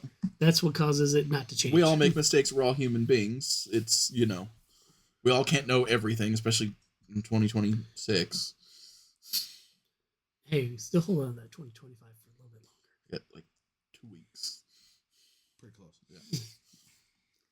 Alrighty. Well, anyways. So we'll play a game. We'll still keep the would you rather. Yes. Come down, Jigsaw's. All right. All right. So fantasy stuff. So this one. Would you rather be a member of the Fellowship of the Ring or a student at Hogwarts? Fellowship. I get second, third breakfast. I get to hang out with hobbits. I don't even smoke weed, but I get to get high with Gandalf and hobbits. Or I get attacked by racists and murderers once a week because old lightning scar over here just exists. I was like, I get that, but I'm also sitting around I'm like, a lot of the students at Hogwarts don't really have to deal with a lot of the nonsense. I'm like, Andrew, what class did you get sorted into? I'm Gryffindor. Right What are you going to have to deal with? All of Harry's nonsense. Dementors and nonsense. See, I'm Hufflepuff. I'm also going to be stoned in the basement making brownies. I win regardless. That's fair. But I'm also sitting, I'm like, objectively evil wizards or getting attacked by Uruks and orcs and goblins. Or you could just be Pippin and Merry that led an ant revolution. I mean, that doesn't. And got to smoke just at Sauron's tower whenever Crema threw him off and stabbed him. Yeah, but there's still the whole, I don't know. Hey, they all made it to the end. More of the there was 13. Hold on. There was 13 members of the Fellowship, and more of them survived than kids at Hogwarts. That is true. Because only one officially died. And that was Sean Bean. We knew it was going to happen. We knew that was going to happen. Yeah. Yeah. But like, there was just kids dying in those movies. I mean, yeah, kids and adults and owls. JK. Lots of owls. I still love Matthew Mercer's thing. It's like, or it's Matthew Mercer and Brandon Lee Mulligan's thing about like this high class Wizard Society chooses the slowest moving bird to deliver their mail system. Like, that's animal cruelty. Which one did you pick, Gary? I'll go with Fellowship. You led a lot of good arguments there. Plus, I get to have a sword. You have a sword. The only sword in Harry Potter is you gotta like be nice to the racist hat.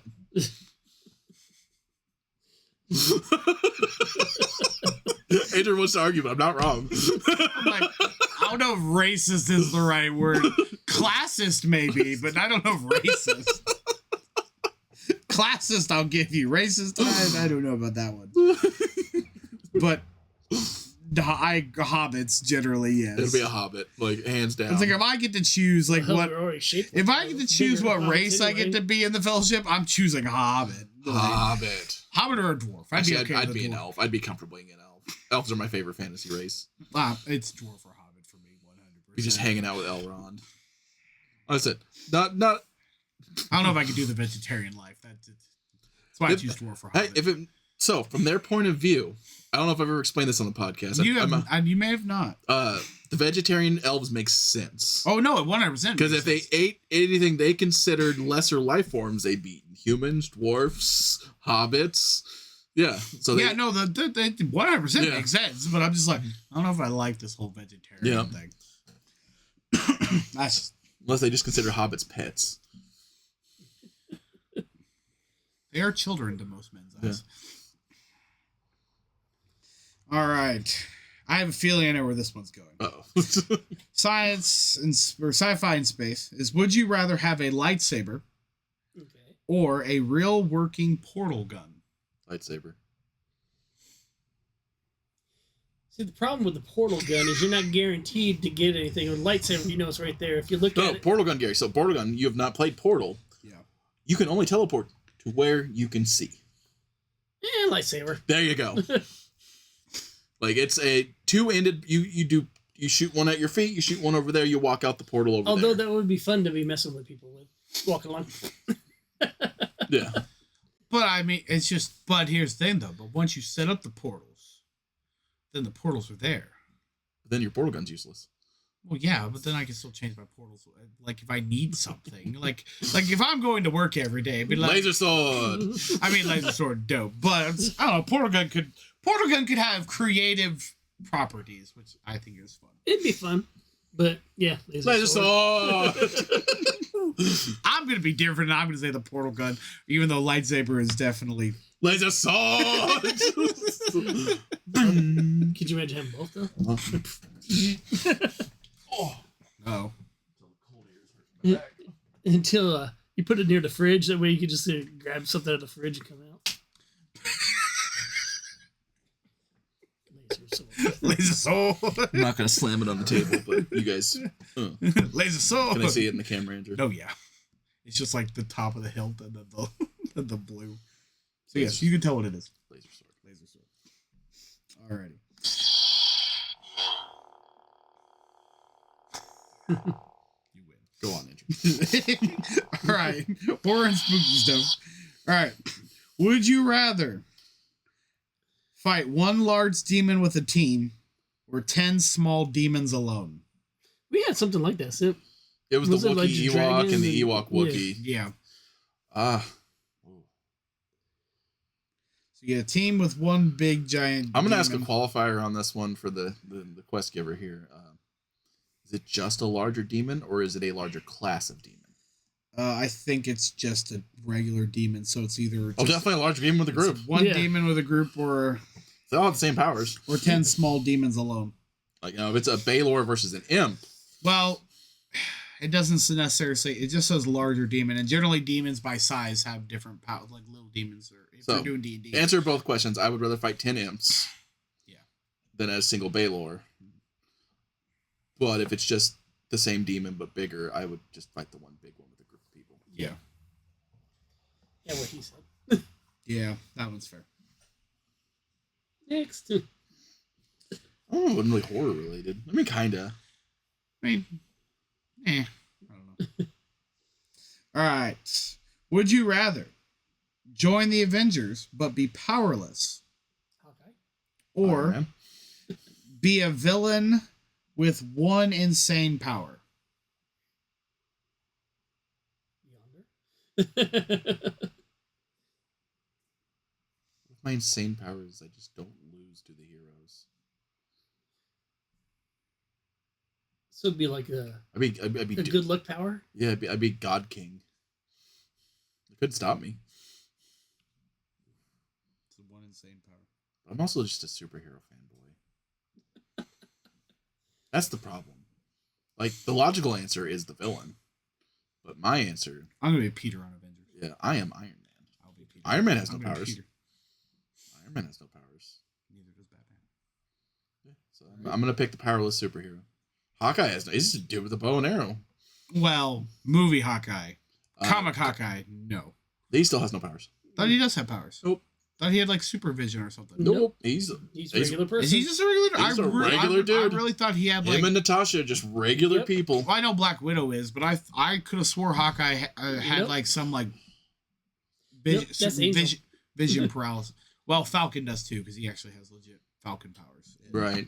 But no. But I thought Hawkeye had like something Nope. with his sight too. And he's Nope. more deaf in the comics. Yeah. Like, Oh. he's deaf enough that Deadpool actually lifts up his mask so Hawkeye can read his lips. Oh wow, that's kind of cool. I legit thought Hawkeye had powers. Nope. In the comics. Nope. Oh, what do you know? Quote Age of Ultron, just an idiot with a bow and arrow. I mean, it's fair. None of this makes sense. I got a bow and arrow. There's robots everywhere. That's stupid. You gotta get out and go do something. Favorite speech. That's a really good speech. Yeah. Right before he died. And Right for Quicksilver. I mean- guys. Spoilers. Yeah. Technically before- For what, the 10-year-old movie? technically, Moon Knight didn't have any powers at the beginning either. Moon Knight's always has a little bit of powers. Yeah, in his very first comic book series, he didn't have any power. Then he got the Fist of Khonshu. Then he started having powers. He's still in the comics. He's just a brawler. Yeah, he still But just beats people up. he always has the same power though. His resurrection through Khonshu. Yeah, I was like, that's like, I think Yeah, that's the like- only superpower. Like the he show had, gave I him a guess. lot of powers. Yeah. Because I like the show and it's just like, but like Mr. Knight was not a separate personality. It was just how he talked to the cops. Well, Mr. Knight is an alternate personality. Well, I guess technically no. Mr. Knight was just a costume he put on to walk out there and talk to the cops because they weren't legally allowed to talk to Moon Knight, but they needed Moon Knight's help. I guess yeah, that's fair. Yep. Let's say you can watch her superhero's origin on that one. Yeah. But he literally walked out there to talk to him. It's like, well, we can't talk to Moon Knight. Well, that's not Moon Knight. That's Mr. Knight. Oh. That's it. That's the origin of the Mr. I did Knight. like the way they did in the series where like Mr. Knight was Steven and then Moon Knight was I'm Mark. sad we'll never get a season 2 of that. I am very sad of that too. 'Cause I need more with Jake. I need to see Jake. I need to see Jake live action. I like the way that they were doing the mental split. Yeah. I thought that was kind of cool. But yeah, no, I forgot that. Yeah, no, Mr. Knight is technically still Mark. He's Yeah, just because they're all just Moon Knight. Yeah, they're all Moon Knight. And Mark is based, and so it's less in the comics. It's less split. They're all just like Mark is the main personality. They're all Mark. Yeah. And it's just like Steven's there sometimes, and the show did it well. It's like Steven's the level-headed one. Jake is he has no control. Yeah. And then Mark is kind of a mixture of the both. Yeah. Mark's just crazy Batman. Yeah. Which was in the original comic. Yep, he's just crazy Batman. Yep. And I love him. He's become one of my favorite superheroes over the last few years. I love Moon Knight. Video games. All right, so would you rather play one game for life or forget every game you ever played once you beat it? Oh, the second one. God, if I go back and play games for the first time, oh. I know that would be beautiful. Playing Breath of the Wild again for the first time? Yeah. After you get off the plateau for the first time. But how would you know that you played the game? No, I know, that's what I'm saying. It's like you forget that you ever played it. So you like still own it. So it's like, oh, this is a cool game on my console. You get to have that same like first experience every but time. would you actually know that you enjoyed it or anything? Because you could be just playing that one part completely over and over again. You would never know. But you'd still enjoy it. Because it's not a guarantee that you beat the game. Because you'd never know. I said once you beat it. Once you finish the game. It says once you finish the game, so you forget about it once you finish it. Yeah. But you'd never know. I mean, half the time I don't finish games, so it'd only be very few games that I forget. That's true. Well, that's kind of where half the time my games sit mid-beat. I don't know if I don't know if I can play the same game forever because I get bored with games, so I'm always jumping around. Yeah, it's unless it's when I'm like really in, then I'll play it till I beat it, but then I generally never go back to it. Play Minecraft forever. Well, yeah, but didn't say which game. That's true. No, well, there's no ending to Minecraft. No, you can just sit there for like have the world just biggest Minecraft world. I do like Minecraft for that. Yeah. To pay for more servers. Just create a new world when you're done with that one. Yep. Like, oh, done with this world. All right. Try out a new biome. See what happens. Fill it full of dynamite. Nuke it. Yep. Try a new one. So, Gary, what did you got? That one's your saying for you. Yeah. We'll go with the I forget a game. All right. Oh, this one might be sad. Well, never mind. I read it wrong. Okay.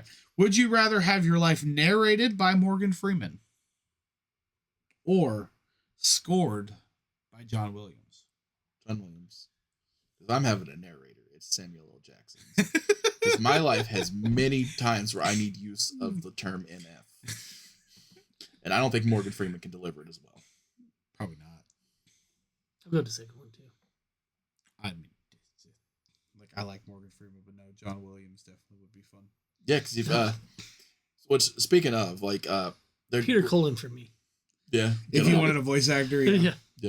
They're actually releasing back to movie news real quick. They're re-releasing A New Hope, the despecialized edition in theaters. They are next year, 2026. Yep, for its anniversary. Y'all are gonna learn something about how much, if you've never seen it, the despecialized version.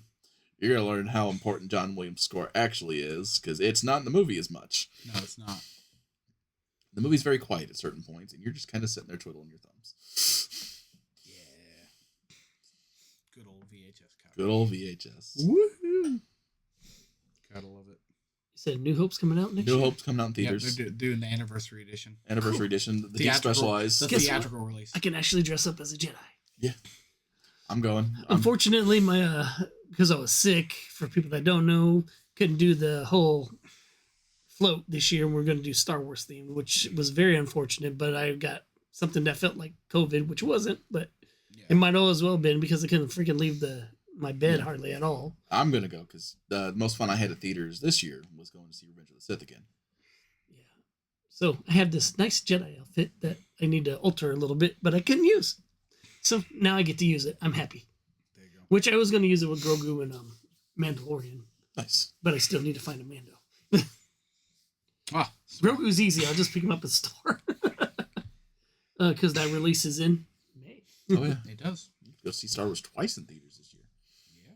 2 different things. 2 different Star Wars. Now I need to figure out when the New Hope comes out. Is it going to be on the May? I think March. March or April. March or April. March is a good time. I don't have much a few going weeks on. before the anniversary. Hopefully it's not in April because April. I think it's the 50th. Yeah. April is a very busy month for me. We have Mario Brothers movie coming out at Easter weekend. We have Missouri Comic-Con coming out the next weekend. Cape Anime coming out the weekend after that. Then Two Rivers Comic-Con is coming out at the end of April, as well as oh gosh, I can't believe I forgot the name of it. The one down in Willow Springs. They got a gaming convention out there. So yeah, April is a busy month. Two Rivers is going to have oh my gosh, I can't believe I'm brain farting on the one who did a lot of the artwork for G.I. Joe. Larry Hama, yes. He is going to be at Two Rivers Con. I was checked out of the conversation, but I checked in right at the right time. Yeah, you did. I have no idea. And also Transformers. But yeah, Larry Hama basically made G.I. Joe what it is nowadays. Yeah, he did. He still does works on the Adventures ones. Yeah, he still does work for him. He's like one of the legends when it comes to comics, at least for me, because of who he's what he's worked on and everything. Yeah, I have a Mando helmet that I gotta think about if I want to sell, but we'll talk about it later. Yeah. Alrighty, so last one. Would you rather? Don't slam the table. Would you rather don't slam the table, would you I would rather slam the table. Would you rather wear Mandalorian armor in summer, or a full stormtrooper suit to every wedding you attend? Oh, full stormtrooper suit for sure. I'd rather just wear the Mando armor. I'd wear it all. If I had it for summer, I'd just wear it all year long, including the weddings. If you're inviting me to weddings, I'm going to be in the Mando armor. Now, with the Mando armor in the summertime, because I wear full cosplay, I'm assuming it's full art. Like, I'm assuming am I having to go outside? That would be the big thing with that. Well, it says in summer, so if you have to leave the house, Gary, you're in this armor. Okay. I think it means you're wearing it to work. Yeah, May through there's no way I can May through August, you're wearing this thing. But your boss is cool with it? You don't understand. I couldn't wear it to work. I know, you'd cook. Huh? You would cook. Not only would I cook, I couldn't actually do my job in the Mando armor. Yeah. Not unless the Mando armor was real Mando armor and I could actually use it as such. If it's just a cosplay armor, there's no way. I mean, it says Mandalorian armor, so I'm going to assume we're talking about real deal. Yeah. Oh, I would never leave it. Well, if that was the case, then it'd have a refrigeration unit in it. And guess what? I'd be cool with that. That'd be the one. Yep. If it was... This is the way. Okay. Andrew knows how hard it is not to be slammed the table right now. Please don't slam the table. If this was actually Beskar armor, refrigerated like it, You can tell we're nerds, guys. Versus cosplay, I would say yes. But if it was just cosplay, then it'd be the Stormtrooper. Fair. Because of the fact that I could not actually work in the, cosplay outfit. I'd go, if I had a job this summer, I'd even be like going like to work as it's my religion. Yeah, like I said, you couldn't do my job unless it was real. I wouldn't do your job anyway, Gary. Yeah, Yeah. I don't want to do your job. So, like I said, if it was real armor, yes. If it was cosplay armor, no. Because it'd be funny to go to a wedding as a stormtrooper, just have to do it all the time. Just to mess the wedding up. I have a question for us. Uh-oh. Because, like I mentioned last time, I watched it through Kevin Smith movies. Gary, you've seen Clerks 1, right? Yes. There's a question posed in there that was good for a what if. So when they blew up the second Death Star, there was a bunch of contractors and everybody working on the second Death Star. Did they deserve to be blown up? Or were they just as complicit as the Empire?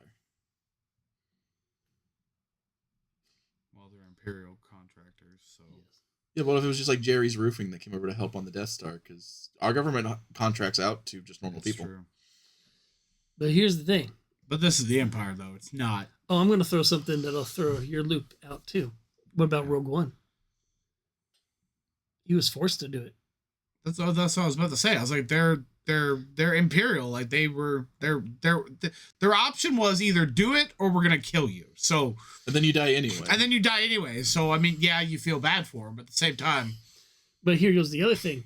If he wanted to do that, how much destruction in the universe because those one lives, quote, Spock, the one life is worth the many. Quote Spock 2 movies later. It's the one life is worth more than the many. Don't you quote Spock and me? We had a conversation about this last time. Because Matt's been reading Spock. They undo that in the 4th movie. We are not having this trial by trolley nonsense. Which, yes, the moralistic thing, unfortunately, is to let the one person die to save the group. That's how the moral works. Yeah, but if that one person was going to save thousands of people, what if the next Luke was on the Death Star? It's a terrible thing. But Finn was a stormtrooper. I know. I feel bad for Finn. But was he really? Mara Jade was the hand of the Emperor, Gary. But where was she in the movies? Where was she in the movies? We're not there yet.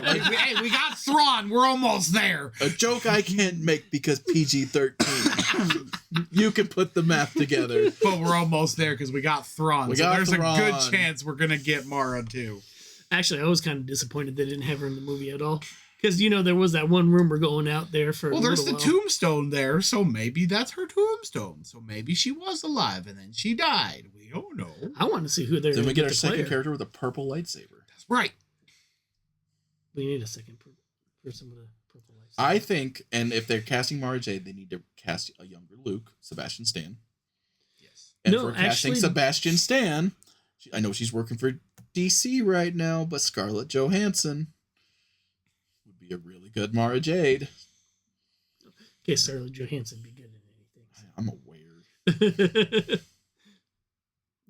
But they've already worked together. They have on-screen chemistry. On-screen chemistry. Man, my dyslexia is bad today. There you go. I'm good with her I being got Marjorie. nothing. Yeah. Gary's like, I have no complaints about that. I just want to see. I want them to do justice by the stories that were written because I think The Last Jedi gets too much hate. And we've already talked about this, but It does. It gets way too much hate. I think it gets way too much hate for. I think Rey gets too much hate. I agree. I think Rey Star Wars gets way too much hate.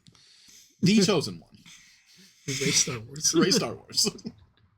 Because I even actually have no complaints about Rey. Even the actress or anything, no problems with her. yeah, and if they just and I think I have no issues with any of the three new. and again, new a three. quick cut scene in the movie would have fixed everybody's complaint about the Rey Skywalker problem of just Leia basically adopting her, which she did when she took her on as her Padawan. Yeah. Because Leia trained her. Yep. I think we need a whole story about Leia's training in the Force, and then her so. They did a book about. I know we're running out of time. You're Andrew, good. but this will be my last Star Wars thing because I could talk about Star Wars for days. We can. But we should they have a did- Star Wars episode. I could do a Star Wars episode. They did a book. It's Dooku Jedi Lost. We can do a Patreon. Star Wars Hey, episode. actually, to do justice for the Star Wars thing, they did have Life Day, and if we're doing the podcast after Christmas, we could which do a is live. the We're gonna Life do a Day. Life Day podcast. There you go. Exactly, then we But can do a complete. I will not Star remember Wars this one. point for next time, so I'm gonna go ahead and make it now. They did a book called Dooku Jedi Lost. Yep. It is basically Asajj learning Dooku's story through their training. I'd like to see a similar thing of Leia training Rey, telling her story. And they could do it animated. Yeah, I'd take a book, an animated series, a short movie. Well, like they did the Tales of the Jedi stuff where you actually got to see Dooku's backstory. Yeah, something small. Like, it just... The sequel trilogy could be fixed with 5 minutes of story. Yeah. Well, I think in the novelizations, they fix a lot of it. Yeah, start off with, the beginning of The Last Jedi of just, Luke remembering back to his pregnant wife being slaughtered. Yeah. Start off like Injustice. Yeah. Pregnant Lois gets killed by the Joker, Superman goes bad. Yeah. Luke has a moment of weakness. That's all it really boils down Yeah, to. because the whole Kenobi series was justified with one sentence: Leia, don't tell anybody you know me. Yeah. And that justified the whole thing because that was my only complaint during the whole series. If any of Andrew's kids are listening to this, an adult tells you not to tell other adults that you don't know them, tell the adults. Yeah. Well, we see in episode 4 that Leia is like, help me, Obi-Wan Kenobi. So she clearly knows who Obi-Wan Yeah, but she had Kenobi to is. send a coded message because you can't... That's true. Hey, Ben Kenobi, war criminal, that we've definitely met before while I'm trying to be an undercover senator. Yeah. Yeah. And she gives it to R2, which is beautiful. Yeah. Because R2 still remembers everything. Yeah. Which is coming to ExtremeCon this year. Next year. That's a good ending. Go, Andrew, go! All right. Well, anyways, so that's a wrap on this week's episode of the MidMO Nerd Show. Thanks for questing with us. Whether you're tuning in for Waynesville, exploring the Spider-Verse, or farming XP from your couch, huge thanks to everybody who joined us along this road, even though we're pre-recording it. You guys are awesome. Please don't forget to like and subscribe and multi-class into reviewer by leaving us a comment or some stars below. And until next time, stay geeky, stay curious, and may your fandom roles always be natural 20s. Merry Christmas. Merry Christmas and happy holidays. There you go.